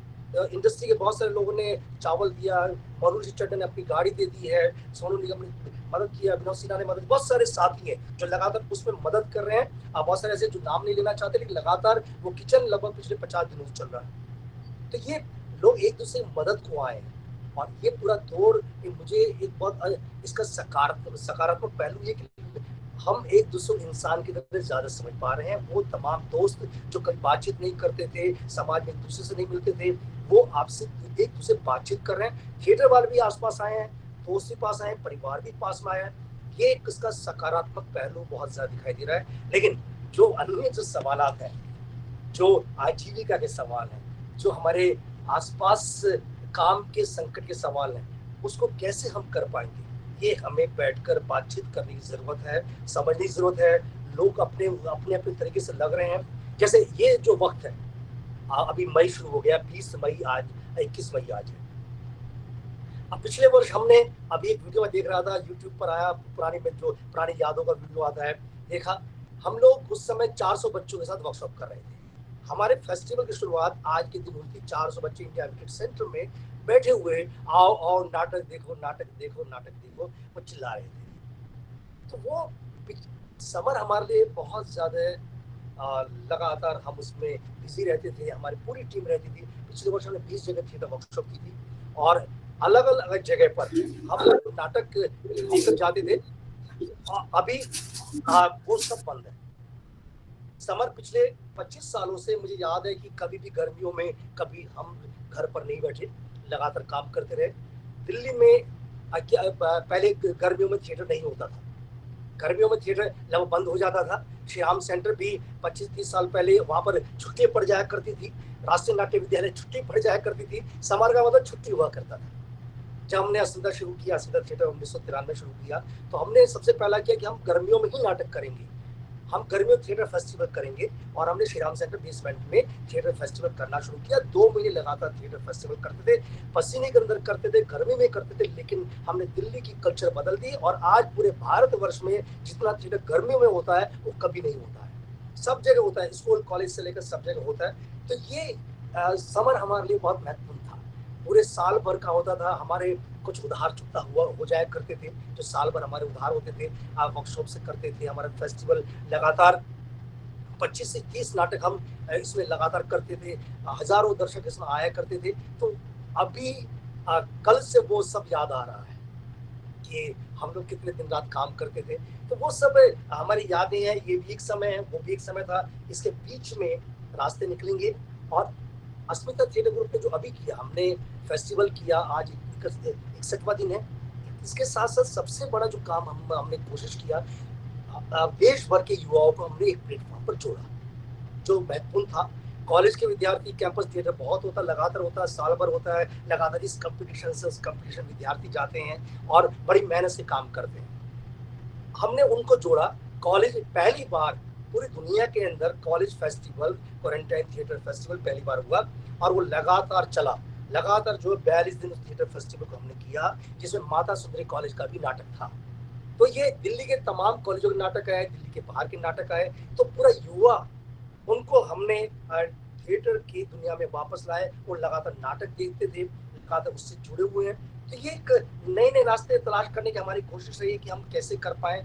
जो चैलेंजेस को नए रास्ते दिखाई दे रहे हैं उसको कर रहे हैं। हम लोग जो है सोलो हम एंटिया भी मंगा रहे हैं, बहुत सारी चीजें हम कर रहे हैं। एक और जो सबसे महत्वपूर्ण बात है कि अब आजीविका का क्या हो, कि मेरे पास भी कोई रास्ता नहीं है, मैं भी लगभग बेरोजगार हूँ। डॉक्टर संगीता गौर जो मेरी पत्नी है, उसी के आधार मेरा घर चलता है। और अभी लेकिन आगे कैसा होगा, बहुत सारे थिएटर के हमें बहुत उधार देने हैं, रिहर्सल करते हैं, उसकी जगह देना है, तो संकट बड़े हैं, आर्थिक संकट बहुत बड़ा है। उसको देखते हुए अभी हमने ऑनलाइन क्लासरूम का प्रयोग शुरू किया कि उसमें ऑनलाइन थिएटर हम कैसे कर पाते हैं। ऑनलाइन थिएटर करना, सामने थिएटर करना थोड़ा कठिन है। मुझे आदत है कि मैं 40-50 एक्टरों के साथ वर्कशॉप करता हूँ, क्लास लेता हूँ। बहुत ही अस्मिता लगभग 200 अभिनेताओं का समूह है दिल्ली मुंबई के अंदर। तो हमें एक समूह में काम करने की आदत है। उसमें आप कैसे स्क्रीन पर देखकर उनको क्लास थिएटर कैसे सिखाएं, कैसे उनसे बातचीत करें, तो रास्ता निकालने की कोशिश हुई है। और वो मैं पिछले 2 सप्ताह से उसी मॉडल पे काम कर रहा हूँ कि कैसे ऑनलाइन थिएटर क्लास की जाए। एक प्रयोग मैंने किया, 15 दिन का प्रयोग किया, वो बहुत सफल हुआ। अभी दूसरा प्रयोग चल रहा है, उससे एडवांस में चल रहा है। तो आमने सामने ऑनलाइन भी जब तक चीजें नहीं होती है तब तक कैसे किया जाए, ये एक नया प्रयोग हम कर रहे हैं। और ये प्रयोग दुनिया भर में होना शुरू हो गया है। ये अपने आप में बात है। अजय जी ने बात कही थी कि आने वाले समय में हमें नई चुनौतियां, नई तरीके से देखना होगा। वो बिल्कुल सही है। थिएटर वाले भी उसको देख रहे हैं कि हम ऑनलाइन बातचीत कैसे करें, ऑनलाइन नाटक कैसे करें, ऑनलाइन क्लासें कैसे लगे करें। अभी तो रिहर्सल भी ऑनलाइन शुरू हो गई है। तो रास्ते निकल रहे हैं, रास्ते निकलेंगे। ऑनलाइन रिहर्सल पिछले दिनों मैंने की अपने थिएटर ग्रुप के साथ। हमने थिएटर ग्रुप के साथ 50 एक्टरों के साथ लगातार हम जो है डिस्कशन में रखते हैं, सेमिनार कर रहे हैं, बातचीत कर रहे हैं। देश भर के रंगकर्मियों के साथ हो रहा है। तो रास्ते अभी के संकट में तो हम कोशिश कर रहे हैं, लेकिन आगे भविष्य क्या होगा इसकी हमारी कोशिश है। कल मैं पहली बार अपनी रिहर्सल की जगह पर गया लगभग 2 महीने के बाद। चूंकि दिल्ली में तो लगभग जो घोषित रूप से लॉकडाउन सुबह 7 बजे से शाम के 7 बजे तक खुल ही गया है। और वहाँ उसके अपने संकट है, उसको थोड़ा कंट्रोल की जरूरत है। अब पहली बार रिहर्सल पर गया, साफ सफाई किया, इतने रिहर्सल के हॉलों किया, किताबें देखी, तो एक पूरी नौसगुरा यादें, तमाम चीजें वो साथ जुड़ रही थी। लेकिन अभी हमने किसी अभिनेता को वहाँ आने की अनुमति नहीं दी है, क्योंकि हम चाहते हैं जब तक चीजें सरकारी तरफ से स्पष्ट ना हो, नीति ना हो, और हम पूरी तरह सुरक्षित ना हो। जैसे अजय जी ने कहा कि अभिनेताओं की सुरक्षा बहुत जरूरी है। अभिनेताओं को कैसे एक सिस्टम बनाया जाए, कैसे रिहर्सल की जाए, कैसे फिल्मों की शूटिंग हो, वो एक जब तक गाइडलाइन को हम नहीं करेंगे, मेडिकली भी हमें बताया नहीं जाएगा या सरकार नहीं करेगी, तब तक उसको संभव नहीं है। लेकिन ये है कि काम होगा, हिम्मत है, उम्मीद है, और इसी उम्मीद के सारे आगे हम बढ़ रहे हैं। और उम्मीद है कि जल्दी सब कुछ ठीक होगा। चुनौतियां हैं, लेकिन उसके रास्ते निकलेंगे, और ये हमें समय उम्मीद है। कोई भी सवाल किसी पूछना हो कर सकते हैं कि थिएटर तो अपने आप बहुत बड़ा विस्तार है। और विषय चूंकि यही पर था, मैं मूल रूप से जैसे जो विद्यार्थी सुन रहे हैं उनकी जानकारी के लिए मैं नुक्कड़ नाटक करता हूँ, मंच के नाटक भी करता हूँ, सामाजिक राजनीतिक नाटक करता हूँ। सामाजिक राजनीति नाटक का मतलब राजनीतिक किसी पार्टी के नाटक नहीं, किसी का झंडा लेकर नाटक नहीं करता हूँ, किसी पार्टी के लिए नाटक नहीं करता हूँ। मैं सामाजिक और राजनीतिक मुद्दों पर करता हूँ, और ऐसे नाटकों पर करता हूँ जो उन विषयों पर जिसको लोग उठाते हुए डरते हैं। और अस्मिता ने अभी तक सरकार से 1 पैसा नहीं लिया है। हम दर्शकों बल पर, अपने मित्रों के बल पर ही थिएटर पिछले 27 सालों से करते आ रहे हैं। और किसी भी सरकार से हमने कोई हमारा कोई झगड़ा नहीं है, लेकिन हाँ, सिस्टम में जो गड़बड़ियां उसको हम उसकी तरफ इशारा करते रहे, उसका हमें खामियाजा भी भुगता है। हमने बहुत सारी जगह ब्लैक लिस्टेड है, बहुत सारी जगह हमारे को जो है घोषित रूप से हमारी एंट्री बंद है। सब कुछ है हमारे लिए, सब कुछ है। बहुत सारे नाटक मेरे बैन हुए हैं। नुक्कड़ नाटकों की परंपरा को भारत में करने में अस्मिता की भूमिका रही है।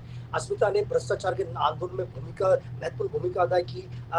निर्भया वाले में राष्ट्रपति भवन से लेकर सड़कों तक नेतृत्व किया। हमारे अभिनेता बहुत ही ताकत के सामाजिक राजनीतिक मुद्दों पर काम करते हैं। और उन तमाम अस्मिता से बहुत सारे अभिनेता भी निकले। आप जानते हैं सिनेमा को बहुत बेहतरीन अभिनेता अस्मिता से निकले। तो अस्मिता दोनों जगह काम कर रहा है। ऐसा नहीं कि हम सिर्फ थिएटर में करते हैं, नुक्कड़ नाटक करते हैं। अभिनेता अस्मिता से निकलने वाली एक लड़की जो जिसे पूरी इंडस्ट्री को हिला कर रख दिया, और वो किसी डरती भी नहीं है, कंगना रनावत, वो भी अस्मिता से ही है। और अभी जो पाताल लोक आया उसमें जो सबसे ज्यादा चर्चित चरित्र आ रहा है अंसारी का, इशफाक सिंह, वो भी अस्मिता से ही है। तो इसके बीच में दीपक डोबरियाल से लेकर मनोज चड्ढा से लेकर काफी अभिनेता यहाँ से निकले। और थिएटर और सिनेमा, अजय जी जानते हैं कि थिएटर और सिनेमा का एक बहुत ही आपसी अटूट संबंध है। और सिनेमा को थिएटर ने बहुत अच्छे अभिनेता दिए हैं, चाहे इरफान से लेकर नसरुद्दीन शाह से लेकर पंकज कपूर से, बहुत लंबी लिस्ट है। तो थिएटर का बहुत बड़ा योगदान है। और ऐसे में थिएटर की ट्रेनिंग दोबारा से कैसे चालू हो, ये हमारे लिए आज का सबसे बड़ा विषय है। और मुझे उम्मीद है कि हम वापस आएंगे। आज ही सुबह मैंने एक फेसबुक लिखा था कि हम वापस आएंगे, हम वापस मंच पर नाचेंगे, वापस गाएंगे, वापस खिलखिलाएंगे, वापस नई दुनिया के सपने रचेंगे, वापस मिलके हम जो है तालियां बजाएंगे, नाटक करेंगे। और मुझे पूरी उम्मीद है। शुक्रिया आप सबका। जी शुक्रिया Thank- आपका और कुछ सवाल को आप सवाल पूछ Ji, thank you, sir, for such an insightful lecture. And as you can see, the chat box is brimming with questions for both of you, which I will now selectively take. So, before moving on to the questions, I would like to repeat that the attendance form has been sent on the mail to everyone, and it will be activated 10 minutes before the session concludes, and it will stay activated 10 minutes after the session is over. You can access it and send your attendance only over the mail. Thank you. Now I'll start with the questions. Sir, first I'll ji state the questions for Ajay sir and then for you, Arvind sir. Is it all right? ऐसे जी कर जी लें? जी बिल्कुल ठीक है बिल्कुल Ajay ji sir वैसे मेरे बहुत आग्रह से हैं अच्छा जी. So, sir, Ajay sir, are you there with us?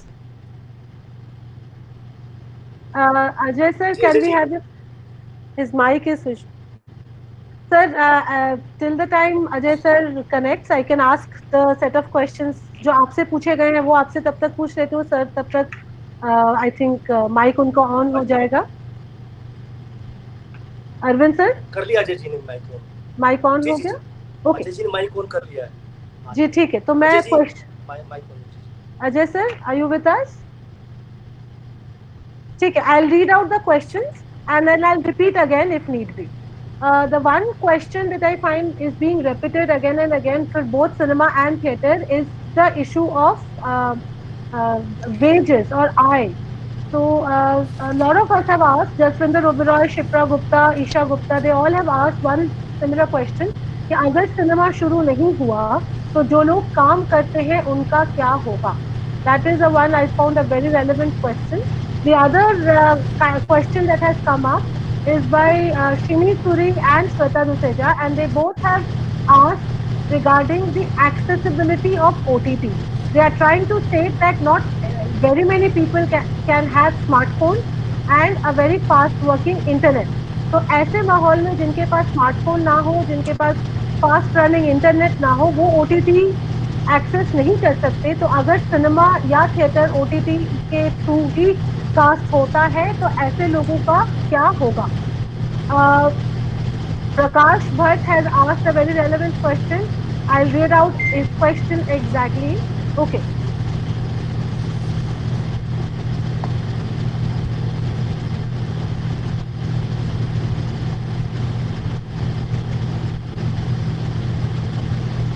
Am I audible again? Yeah. Yes, जी madam So, sir, Ajay sir, Arvind sir, would you both like to answer first these questions and then I can move ahead with the other questions? ये दर्शनी आपकी तरफ में कुछ गड़बड़ आ रही है. सर मेरी तरफ से तो नहीं है. फैन ऑन कर Like ऑफ कर दीजिए आप. मेरा फैन नहीं चल रहा है. कुछ आवाज आ रही है, बहुत ज्यादा तेज आवाज. It might be somebody else's mic is on, that's why.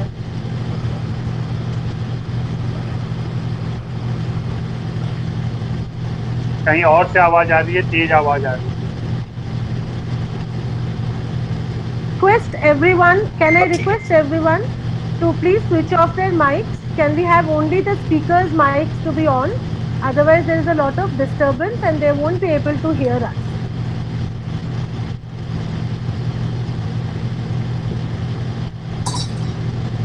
So I'll just repeat the one very prominent question which has come up is अगर सिनेमा शुरू नहीं हुआ या अगर लोग थिएटर तक नहीं आ पाए तो जो लोग काम करते हैं उनका क्या होगा? मैं जवाब दूं? जी सर, दीजिए. जी जी हाँ जी, मेरा ये मानना है और ये दिख भी रहा है कि फिल्म इंडस्ट्री में बहुत सारी समस्याएं हैं, जिसमें से जो फिल्म शूटिंग से रिलेटेड लोग हैं, जूनियर आर्टिस्ट हैं. जूनियर आर्टिस्ट के बारे में बताऊं मैं, अरविंद जी भी जानते होंगे कि यहाँ जब भी कोई जूनियर आर्टिस्ट काम करता है, टीवी एक्टर काम करता है, छोटे कलाकार काम करते हैं, तो वो अगर मान लीजिए जनवरी महीने में काम कर रहे हैं तो उनको पेमेंट अप्रैल महीने में मिलता है. अभी क्या हुआ, लॉकडाउन के समय जिन्होंने दिसंबर और नवंबर में काम किया था उनके पेमेंट मार्च में आने वाले थे, वो बंद हो गए.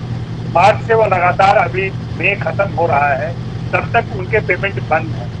अब ये उनके सामने सचमुच में आजीविका की समस्या आ गई है, क्योंकि उनकी आमदनी इतनी ज्यादा नहीं थी, इतने डीप पॉकेट नहीं है उनके फिल्म स्टार्स की तरह कि उनको साल 2 साल कहीं नहीं निकलना पड़े तो भी उनकी आजीविका चले। तो ऐसे लोगों के सामने सचमुच बड़ा संकट आ गया है। फिल्म इंडस्ट्री के अंदर से जो यहाँ के संगठन है और बाकी संस्थाएं हैं वो अपने रजिस्टर्ड मेंबर को तो थोड़ी बहुत मदद कर रही है, लेकिन जो अनरजिस्टर्ड मेंबर्स हैं और ऐसे बहुत सारे कलाकार होते हैं जो किसी एसोसिएशन में नहीं होते हैं और काम करते रहते हैं, उन लोगों की आजीविका का सचमुच बहुत बड़ा संकट आ रहा है। और सवाल अभी 2 या 3 महीने का नहीं, सवाल लंबा होने जा रहा है। तो क्या उनके लिए हम किसी वैकल्पिक रोजगार की व्यवस्था करेंगे या किसी वैकल्पिक आमदनी की व्यवस्था करेंगे, यह सब सोचना पड़ेगा और देखना पड़ेगा। ये सचमुच बहुत ही मुश्किल सवाल है और इसका निदान खास करके एसोसिएशन और कलाकारों के पास तो नहीं। अरविंद जी। जी, आपने सही कहा, ये संकट हर जगह है और थिएटर में भी उतना ही है कि थिएटर में पहले से हम रोजगार तो पहले से नहीं था, थोड़ा बहुत रोजगार जो निकलता था स्कूल और कॉलेजों के अंदर आता था और उस रोजगार में वर्कशॉप भी महत्वपूर्ण होता था या स्कूल में पढ़ा पाते थे। एक एक्टर के लिए उस तरह से हमारे यहाँ पहले से भी कोई पॉलिसी नहीं है और यही वजह है कि एक्टर अधिकांश 3-4 साल थिएटर करने के बाद वो रोजगार की तलाश में मुंबई जाता है, सिनेमा की तरफ जाता है। अब सिनेमा में भी संकट है तो वहाँ भी और दिक्कतें बढ़ जाएंगी, तो उसके पास एक रास्ता ये भी बंद हो गया है। तो ये ऐसा संकट है कि पहले से हमें बात करते रहे कि देश के अंदर एक कल्चर पॉलिसी होनी चाहिए और कल्चर पॉलिसी आज तक नहीं बनी और उसका प्रभाव और हुआ कि हम थिएटर के अभिनेताओं को पहले ही रोजगार नहीं दे पा रहे थे, वो जो ट्रेंड एक्टर थे उनको नहीं दे पा रहे थे। आज भी हमारी जो नाट्य विद्यालय से लेकर तमाम जगह से जो विद्यार्थी निकलते हैं उनके लिए भी बहुत ज़्यादा रोजगार की व्यवस्था नहीं होती है, उनको खुद ही काम करना पड़ता है। ये संकट तो बहुत बड़ा है। अब विशेष रूप से जो अनुभवी अभिनेता है उनके लिए ज़्यादा है, अनुभवी थिएटर में नए अभिनेता जो आते हैं वो शुरुआत में अपने परिवारों पर भी कुछ निर्भर करते हैं, तो परिवार से कुछ मदद मिल जाती है। अब लेकिन जो अनुभवी अभिनेता इस क्षेत्र में पिछले 5-6 साल से काम कर रहे हैं, जो अपना सब कुछ छोड़कर अपना कैरियर छोड़ दिया, उनने नौकरियाँ छोड़ दी है, वो अभिनय के क्षेत्र में काम कर रहे हैं, उनके लिए बहुत ज़्यादा दिक्कत है। और सबसे बड़ी दिक्कत यह है कि रिहर्सल की जो जगह जो ग्रुपों के पास थी उनके किराए का संकट आएगा। अभी सरकार ने कहा है कि 3 महीने नहीं देना, लेकिन उसके बाद भी अभी ऐसा कोई गाइडलाइन नहीं आई है कि पिछला किराया नहीं देना है, क्योंकि सब पिछला किराया मांगेंगे क्योंकि मकान मालिक के भी अपने संकट है। तो ये एक और बोझ आने वाला है, विशेष रूप से जो थिएटर चलाते हैं उनके ऊपर आने वाला। तो ये मुझे लगता है कि काफ़ी चीज़ें हैं जिस पर हम बातचीत करने की कोशिश कर रहे हैं। सरकारों से भी हम बात कर रहे हैं, जैसे स्टेट गवर्नमेंट से बात कर रहे हैं कि क्या आप कर सकते हैं, क्योंकि मुंबई में जो रेस्टोरेंट जैसे आपने बताया वहाँ उनको थोड़ी मदद मिल जाती है और जैसे सलमान खान ने कुछ मदद की है, संस्था भी काम कर रहे हैं कुछ, लेकिन दिल्ली में तो ऐसा कोई संस्था भी नहीं है। तो ये संकट सच में एक बड़ा संकट है और चिंताजनक स्थिति है। आपका माइक बंद है मैडम, माइक बंद है आपका। सॉरी, कहना अब सुना जी। एक सवाल जो रिपीट हो रहा है, काफी लोगों ने पूछा है, it is regarding the very nature of OTT. कई लोगों ने पूछा है कि अब ओटीटी प्लेटफॉर्म्स, जैसे आपने बोला, या फेसबुक लाइव भी हो गया, तो लाइक थिएटर कास्ट हो रहा है फेसबुक लाइव के थ्रू, या सिनेमा जो है वो ओटीटी से एक्सेस हो रहा है।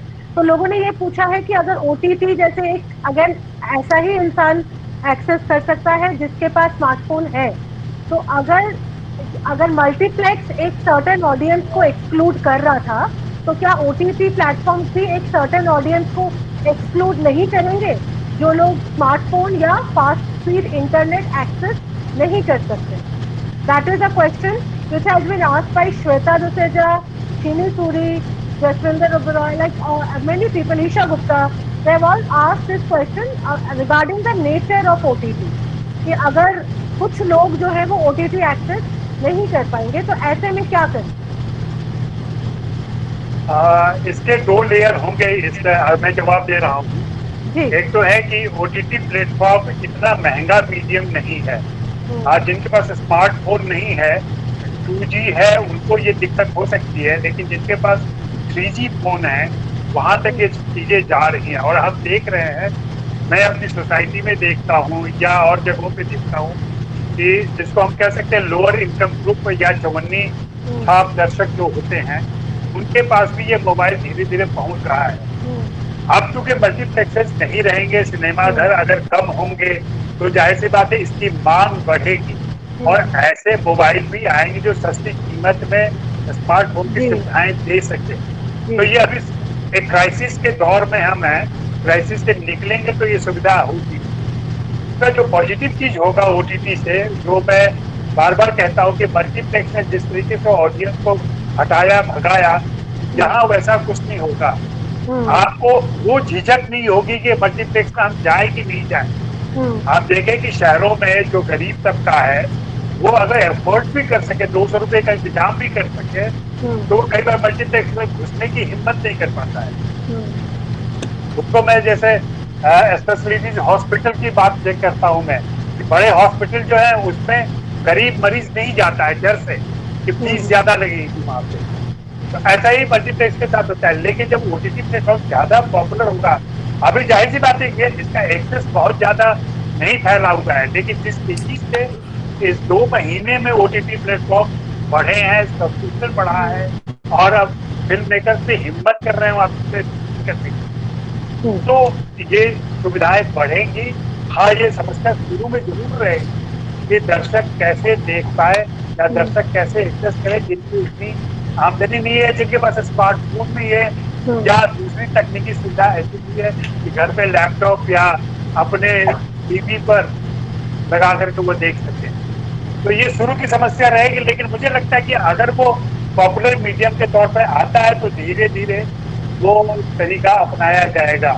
ये थिएटर के सामने बड़ी चुनौती आएगी, क्योंकि थिएटर एक इंटरैक्टिव मीडियम, जो मुझे लगता है बहुत ही इंटरैक्टिव मीडियम है।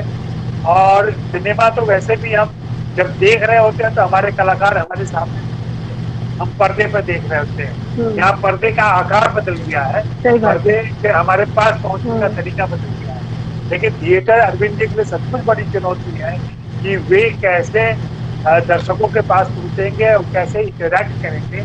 अगर थिएटर डिजिटल प्लेटफॉर्म पे आता है, कैमरे के थ्रू पहुंचता है, तो एक टेक्निकल सवाल हो सकता है कि वो कितना प्योर थिएटर रहेगा। मैं इम्प्योरिटी किसी मॉरलिटी की सेंस में नहीं कह रहा हूँ, मैं बिल्कुल कला के माध्यम से कह रहा हूँ कि थिएटर जो कला है, उस कला में इस तरीके की चीजें, कुछ इस तरह की बात, क्या प्रभाव होगा उसका। ठीक, अरविंद सर, आपसे एक बहुत स्पेसिफिक क्वेश्चन पूछा गया है। 2 क्वेश्चंस मैं आपको एक साथ रीड आउट करती हूँ। One is by Moitri De. She has asked, will recorded plays have the essence? That's her question. And the other question is by Mr. Sunil Kumar, and he says, क्या corona महामारी नाटकों का जनता के बीच ले जाने का एक माध्यम बन सकता है? ये 2 बहुत सटीक सवाल जो आप ही से पूछे गए हैं, तो would you like to answer them? Ajay ji ने सही बात कही कि हम कैमरे के माध्यम से नाटक पहुंचाएंगे तो क्या वो नाटक होगी। ये बहुत ही सबका ऐसा सवाल है, बात करना बहुत जरूरी है। दूसरा कि तो कैमरे के माध्यम से नाटक को पहुंचाना, जैसे कहा रिकॉर्डिंग, दूसरा कि रिकॉर्डिंग नाटकों को इस माध्यम से दर्शकों तक पहुंचाना, दोनों के अंदर थोड़ा सा अंतर है। जैसे हम पहले भी मैंने कहा कि हम अपने पहले से नाटक को लाइव करते रहे हैं, तो नाटक का रीच पहुंचाने के लिए हम करते रहे हैं, माध्यम का इस्तेमाल करते रहे हैं। लेकिन माध्यम का इस्तेमाल करके हम नाटक को बनाए फिर उसको दिखाए, वो फिर वो माध्यम नहीं रह जाता है। अजय जी ने सही कहा कि डिजिटल में अगर नाटक बनाते तो डिजिटल नाटक ही हो गया। लेकिन हमारा जो पहले से नाटक है, हमने बहुत सारे नाटक तमाम, चाहे BBC से लेकर लॉरेंस ओलिवर से लेकर तमाम बड़े नाटककारों के निर्देशकों के नाटक हमने रिकॉर्डिंग नाटक देखे, और रिकॉर्डिंग नाटक से एक आभास होता है, लेकिन उसका जो आंखों से देखने का सुकून होता है, जो एक अनुभव होता है, वो से नहीं होता। एक सिर्फ हम वहाँ पहुँच सकते हैं, पहुँचा सकते हैं और डायलॉग रख सकते हैं कि हाँ ये देखिए, और उसके अपने लाभ हैं। जो हमारे पहले से रिकॉर्डिंग नाटक है उसका एक लाभ ये है कि पहले दर्शक को एक तय तारीख पर, तय समय पर ऑडिटोरियम में आना पड़ता था, या हम दर्शक के पास जाते थे, नुक्कड़ नाटक दिखाते थे, तो वही का दर्शक देख पाता था। अब ये कि हम उसको जब करते हैं तो वो पूरी दुनिया में जाता है, कोई भी अपने समय के हिसाब से देख सकता है, और यही वजह है कि हमारे रिकॉर्डिंग नाटकों को दुनिया भर में देखा जा रहा है। और उसका उदाहरण भी है, हमने जब फेस्टिवल शुरू किया उसके बाद शिकागो से हमारे पास निवेदन आया कि अपना नाटक दीजिए, हम यहाँ भारतीय दर्शकों को दिखाना चाहते हैं, और उन्होंने दिखाया। फिर वहाँ से टेलीविजन चैनल ने हमें अप्रोच किया कि हम हिंदी दर्शकों को दिखाना चाहते हैं, वहाँ से हुआ। अलग अलग जगह से लोगों ने हमारे नाटक मांगे, हमने उनको फ्री में दिया। बहुत सारे स्कूलों ने हमारे नाटक मांगे कि हम अपने स्कूल के बच्चों को नाटक दिखाना चाहते हैं अपने पेज के माध्यम से, तो हमने उन नाटकों को उनको दिया। तो उसके माध्यम से, रिकॉर्डिंग नाटकों के माध्यम से नाटक का एक आभास, ये बहुत महत्वपूर्ण शब्द है, नाटक का एक आभास, एक उनको नाटक क्या होता है ये आवाज उन तक पहुंचा। तो ये दर्शक भी उसमें हमारे बहुत ज्यादा बढ़े। और मैंने कहा कि नाटक पहुंचाने का माध्यम कैमरा नहीं है, ये सच है। हम कैमरे से नाटक शूट करके और कहते हैं कि ये थिएटर है, तो शायद मुझे लगता है कि उसकी नई कैटेगरी ढूंढनी पड़ेगी। डिजिटल हो सकता है वो, लेकिन वो थिएटर का अपना जो परंपरागत स्वरूप है, जो आंखों से दिखाई देता है, वो नहीं हो सकता। तो इसलिए हम इसमें स्पष्ट है कि हम अपने रिकॉर्ड नाटक को दिखा रहे हैं, उन्हीं के साथ है, वो हम पहले भी करते रहे हैं। तो इसमें कोई हमारे कोई वो नहीं है। मुझे लगता है कि जब तक हमारे पास कोई रास्ता नहीं है, ये हमारा एक मजबूरी भी है, हमारी जरूरत भी है, और चुनौती का सामना करने के लिए हमारा एक साधन भी है।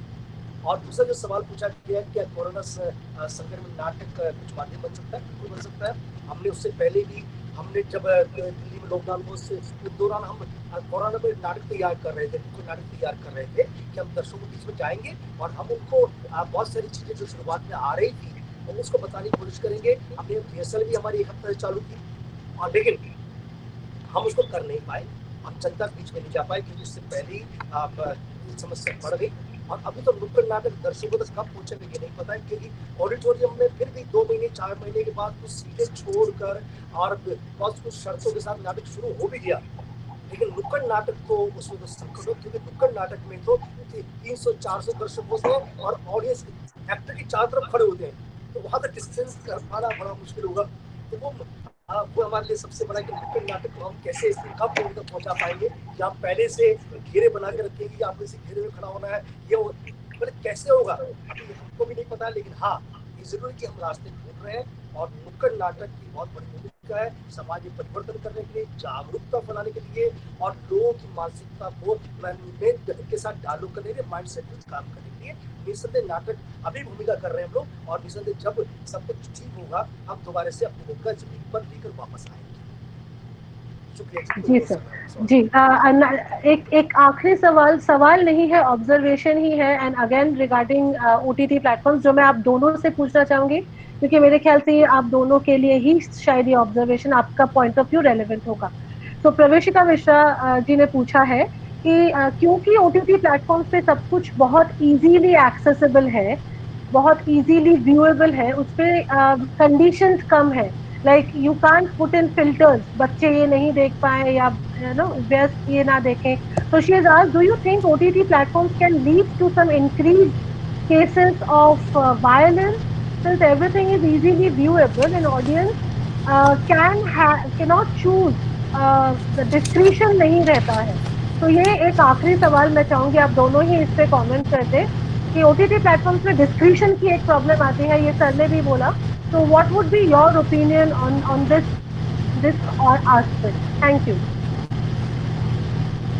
OTT प्लेटफॉर्म खास करके सबसे वेब सीरीज आने शुरू हुए हैं, तब से ही ये बात चल रही है। अब कुछ नैतिकता के पहरुए जो हैं वो चाहते हैं कि जल्दी से जल्दी इस पर सेंसर लगा दिया जाए, क्योंकि कुछ वेब सीरीज जरूर ऐसे आए जिसमें गालियां थी, अश्लील दृश्य थे, सेक्स बहुत ज्यादा था, तो इन चीजों को लेके ये बातें आई हैं। लेकिन मैं इस बारे में, मेरी अपनी राय है कि ये एक नया मीडियम है, बाढ़ जैसी स्थिति है, बहुत सारी गंदगी इसमें आएगी, लेकिन जब ये स्थिर होगा तो ये अपना अनुशासन विकसित कर लेगा। बाकी जो देखने की बात है, घर में कौन देखेगा नहीं देखेगा, तो ये इंटरनेट आने के बाद से ये चीजें टूट चुकी है पहले ही से। इंटरनेट आने के बाद हर आदमी हर तरीके के शोज और फिल्म और बाकी चीजें इंटरेक्ट कर सकता है, जा सकता है, एक्सेस कर सकता है। इसलिए सिर्फ OTT प्लेटफॉर्म पे ये सवाल उठाना इतना वाजिब नहीं होगा। ये फैमिली के सेल्फ डिसिप्लिन पर डिपेंड करता है। आप देखेंगे कुछ परिवारों में बच्चे टीवी नहीं देखते हैं, लेकिन कुछ परिवारों में टीवी देखते रहते हैं। तो ये आप पर डिपेंड करता है कि आप अपने घर के सदस्यों की परवरिश कैसे करते हैं, उन्हें क्या शिक्षा देते हैं, कि उन्हें क्या देखना चाहिए और क्या नहीं देखना चाहिए। रही बात कि वहां पे सेंसरशिप हो या न हो, मेरा अपना मानना है कि कोई सेंसरशिप नहीं होनी चाहिए। हमने सेंसरशिप में बहुत कुछ देख लिया, इसके बावजूद हमने देखा कि न तो समाज में कोई ऐसा बदलाव आ गया और न सारे लोग शिष्ट हो गए। असिस्ट रेप इतने ज्यादा बढ़ ही रहे हैं। समाज ये बिल्कुल कानूनी समस्या है, सामाजिक समस्या है, राजनीतिक समस्या है। सिर्फ सेंसर लगाने से आपको इस समस्या का निदान नहीं करना। तो ये बहुत ज्यादा सेल्फ रेगुलेशन पर, आपकी समझदारी पर डिपेंड करता है। अरविंद जी। जी आपने बिल्कुल सही कहा।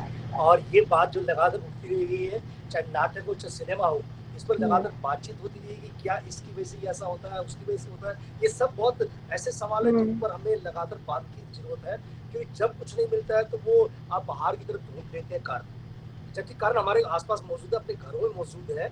हमारा पूरा समाज जिस तरह की सत्तात्मक समाज है, जिस तरह के मर्द हम घर पे बना रहे हैं, वहां से बातचीत शुरू होनी चाहिए कि हम मर्दों को किस तरह बनाते हैं। उनको शुरुआत से लड़कों की तरह बनाते हैं कि तुम लड़के हो, तुम खास हो, बहनों से अलग कर देते हैं। तो मर्द को हम न रोना सिखाते हैं, ना उनको सामान्य होना सिखाते हैं। धीरे धीरे वो उनकी पूरी मानसिकता जो बदलती है, वो कभी अपनी पत्नी पर, कभी गर्लफ्रेंड पर, कभी माँ पर, कभी आसपास समाज में हिंसा की जो मानसिकता है वो हमारे बचपन से हमारे समाज में, हमारे दिमाग में डाली जाती है, जिसके लिए जरूरी है कि हम उस पर बातचीत करें। जैसे हमारा एक नाटक है मर्दानगी के सवालों पर, ये कमला बसीम की किताब है, उसको लेकर हमने मर्दानगी की नाटक बनाए कि हम मर्दों को जो है सामान्य नहीं रहने देते हैं। तो ये सब जो कारण हमारे घरों में आसपास है, अपने अंदर है, हम उनकी तलाश करने के बजाय बाहर तलाश करते हैं। देखिए घरों में लगातार गालियां दी जाती है, बच्चों के सामने गालियां दी जाती है, और जब सिनेमा में गाली आती है या किसी वेब सीरीज में गाली आती है तो हम कहते हैं गाली दे रहा है, ऐसा कर रहा है। जो हमारे पास मौजूद है, आप सड़क पे चले जाइए, लोग गाली माँ बहन की देते मिल जाएंगे बिना परवाह के, क्योंकि माँ पास में है, कौन बहन पास में है। तो ये जो पूरी जो मानसिकता है बहुत ज्यादा है, इसको एड्रेस करने की जरूरत है।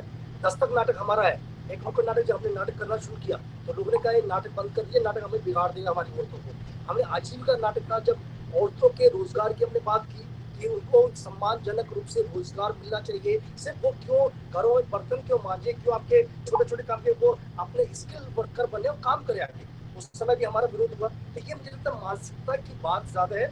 एक नाटक हमारा था, मैं नाटक की सही इसमें जवाब देना चाहूँ, वो दिन का नाटक था। और तो मुझे लगता है कि बहुत से लड़के यहाँ सुन रही है तो उनके लिए बहुत जरूरी है जो बात मैं कहना चाह रहा हूँ। वो दिन नाटक था और दिल्ली के बहुत प्रतिष्ठित कॉलेज में हम नाटक कर रहे थे। ऐसा कॉलेज जहाँ पर देश के एक महानायक को जिस कॉलेज ने दिया, अजय जी समझ रहे होंगे जिस कॉलेज में बात कर रहा हूँ, उस कॉलेज में नाटक कर रहे थे। वो दिल्ली का सबसे बड़ा कॉलेज माना जाता है। वो नाटक हम कर रहे थे पीरियड्स के ऊपर, लड़कियों के पीरियड्स के बारे में बात कर रहे थे हम। अचानक जो है, ये फिल्म आने से बहुत पहले की बात है, 8-10 साल पहले की बात है। अचानक एक लड़का बहुत तगड़ा था, वो चिल्लाया, अरे क्या दिखा रहे हैं, नाटक बंद करिए नाटक। मैं नाटक में बाहर था तो मैंने कहा कि मैंने अपने एक्टर्स को रोका कि नाटक बंद कर दिए, रुक जाइए। और मैंने कहा अच्छा भाई साहब आप बीच में आ जाओ, नाटक क्यों बंद करवाना चाहिए, आपने कहा मैं नाटक बंद कर दिया। तो बोले क्या बता रहे हो, हमें लड़कियों की बायोलॉजी हम जानते हैं। मैं लड़की बायोलॉजी जानते हो तो ठीक है, मैंने स्कूल में पढ़ा है। मैं अच्छा बहुत अच्छी बात है, तो चलो अब लड़कियों की बायोलॉजी बंद करते हैं, अब लड़कों की बायोलॉजी की बात करते हैं। तो ये जो मैं आगे कहने वाला हूँ ये इतना महत्वपूर्ण है, जिस पर बातचीत नहीं होती है, समाज में छिपाया जाता है। पुरुष भी छिपाते हैं, महिला जिनको पता होता है महिला है वो भी छिपाती है। एक ऐसा अदृश्य संसार, एक मिथ बना दिया जाए पुरुषत्व के अंदर। तो मैंने कहा भाई साहब अच्छा बताइए आप क्या पुरुष बायोलॉजी को शुरू करते हैं कि आपको जब पहली बार नाइट फॉल हुआ था, जिसको स्वप्न दोष कहते हैं, तो आपने अपनी मम्मी को बताया था, अपने पापा को बताया था? उसका कोई जवाब नहीं था, क्योंकि वो बता ही नहीं पाया होगा। वो लड़कों की भी अपनी अपनी चीजें होती हैं, अपनी मिथ होती है, उनके अपने डर होते हैं, अपने सिमटी दुनिया होती है जो दुनिया से बात नहीं करते हैं। भारत के अंदर 90% से ज्यादा औरतें होंगी जिनको पता ही नहीं होगा कि पतियों को नाइट फॉल नाम की चीज होती है, पता ही नहीं होगा, जो कि बहुत स्वाभाविक है। उसी तरह से जैसे कि जो पीरियड स्वाभाविक है, तो लड़का जवाब नहीं दे पाया, किसी आ गया, जो बच्चे उसके लिए ताली बजा रहे थे वो ताली बजाना बंद कर दिया। मैं कहा नाटक शुरू करो, आपके भी आपकी चीजें हैं तो आप क्यों करते हैं ऐसा? तो लड़के भी अपने बारे में बात नहीं कर पाते। बात ये लड़कों की अपनी कमजोरियाँ होती है, लड़कों के अपने डर होते हैं, अपने मित्र होते हैं। तो जरूरी है कि हम इन सब पर बातचीत करें। अगर मैं इस तरह से खुल के नाइट फॉल के बारे में बात कर रहा हूँ, क्यों नहीं हमारे स्कूलों में, कॉलेज में इस पर बात होती है? तो यहाँ से होती है। जो हम जिस हिंसा की बात कर रहे हैं, जिस हम उसके गाली की बात करें, समाज की बिगड़ाव की बात करें, वो वहाँ से नहीं होता, हमारी मानसिकता से होता है। हम अपने लड़कों को जब वो 14-15 साल का होता है, कितनी माँ पूछती कि बेटा तुम्हें क्या हुआ, माँ पिता बाप क्यों नहीं बताता उसको कि बेटा तेरे को नाइट फॉल हुआ, बहुत स्वाभाविक है, इसमें डरने की जरूरत नहीं है। क्यों नहीं माँ अपनी बेटी को बता देंगी कि पीरियड्स की क्या करना है क्या नहीं, लेकिन बाप क्यों नहीं बताते हैं? क्या लड़की परवरिश जो है हम सबकी जिम्मेदारी नहीं है? जो लड़का अपने साथ इतने सारे गिल्ट लेकर जिएगा वो आगे क्या करेगा? तो ये सब मुझे लगता है कि बहुत सारे सवालात है जिन बातचीत की बहुत ज्यादा जरूरत है। सिर्फ दोष सिनेमा को, सिर्फ वेब को, नाटक को देना बिल्कुल निराधार है। मेरे एक नाटक 30 डेज सितंबर महेश दत्ता का नाटक था, जिसमें मामा अपनी अपने भांजी के साथ जो है अब्यूज करता है। जब नाटक खत्म हुआ उसके अंदर एक दर्शक खड़ा हुआ, उसने बहुत चिल्ला के कहा कि भारतीय समाज में ऐसा नहीं होता, आप गलत दिखा रहे हैं, आप भारतीय सभ्यता के खिलाफ है और ये मैं पुलिस रिपोर्ट कर दूं। उसने चिल्ला के बात की। मैंने कहा हाथ जोड़ कहा कि आप बहुत सही बात कर रहे हैं, आपने ऐसा समाज नहीं देखा है, आप अच्छे परवरिश में हुए हैं, आपको नहीं मालूम है दुनिया में क्या है, तो आपको सलाम है कि आपकी दुनिया अच्छी रही है। ये आपकी दुनिया अच्छी हुई है, इसका अर्थ ये नहीं कि भारत दुनिया में नहीं है, वो सुन नहीं है। और उसी के बाद मैं जवाब देता इससे पहले वो दर्शक में से एक लड़का उठा, उसने कहा कि मैं बच्चा था तब मेरे चाचा ने मेरे साथ किया था। तो मैं कहा देखिए जवाब यहाँ मिल रहे हैं। तो जवाब मुझे लगता है कि हमें चीजों को सिर्फ आरोपित करने से नहीं चलेगा। जैसे अजय जी ने कहा कि आरोप करना ठीक नहीं है, बजाय इसके हम उस पर बातचीत करें, हम देखें जड़ें कहाँ पर हैं। क्या जब OTT प्लेटफॉर्म नहीं थे, वेब सीरीज नहीं थी, तब हिंसा नहीं होती थी, या उस तरह से घर में मारपीट नहीं होती थी, या अभी जब सब कुछ बंद हो गया है, सड़कों पर कोई लोग नहीं है, उसके अभी डोमेस्टिक वायलेंस केस नहीं हो रहे हैं, डोमेस्टिक वायलेंस केस ज्यादा बढ़े हैं, बहुत ज्यादा बढ़ रहे हैं। क्या शराब पीकर जो है सड़कों मारपीट नहीं हो रही है, या रोड एक्सीडेंट नहीं हो रहे हैं, सब कुछ हो रहा है। जो बॉयज लोकल हाउस के उस पर घटनाएं नहीं हो रही, सब चीजें हो रही हैं। तो कहाँ से आती है? क्योंकि हम अपने घर में चेक नहीं करते हैं, हमारे बच्चों में नहीं करते हैं, अपने बड़कों को उनके सही से परवरिश नहीं करते हैं। हम सबकी सामूहिक जिम्मेदारी है और मुझे लगता है कि इसको घरों में ढूंढने की जरूरत है, अपने आप ढूंढने की जरूरत है, स्कूलों में जरूरत है, बातचीत की जरूरत है। ये सारी समस्या संवाद से ही होंगी, संवाद के बिना नहीं हो सकता है।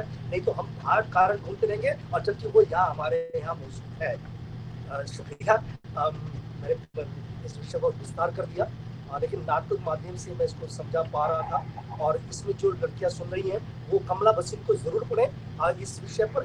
कमला बसीन भारत की बहुत प्रोग्रेसिव राइटर है, जिन्होंने बहुत सारे मर्दान के सवालों पर, स्त्री के सवालों पर बहुत लिखे। उनका एक वाक्य के साथ मैं खत्म करना चाहूँगा। उन्होंने कहा है कि किसी नारी के अंदर भी पितृ सत्तात्मक मानसिकता हो सकती है और पुरुष में मात्र वो पुरुष भी जो है माँ की तरह एक बेहतर अच्छे व्यक्ति की तरह व्यवहार कर सकता है। यानी कि मानसिकता जो है कहीं भी हो सकती है। हम क्योंकि हम जिस समाज में रहे हैं हमारा निर्माण उसी तरह से हो रहा है। जरूरत है उन चीज़ों को एड्रेस करने की, बजाय हम इधर उधर आरोप करें। और सेंसरशिप का जैसे अजय जी ने कहा कि कौन तय करेगा कौन सही है कौन गलत है, कौन तय करेगा? नाटक, मेरे बहुत सारे नाटक बैन हुए, मेरे आज भी बहुत सारे नाटक कई राज्यों में प्रतिबंधित है जो मैं नहीं कर सकता, उसे लाल निशान लग जाते हैं।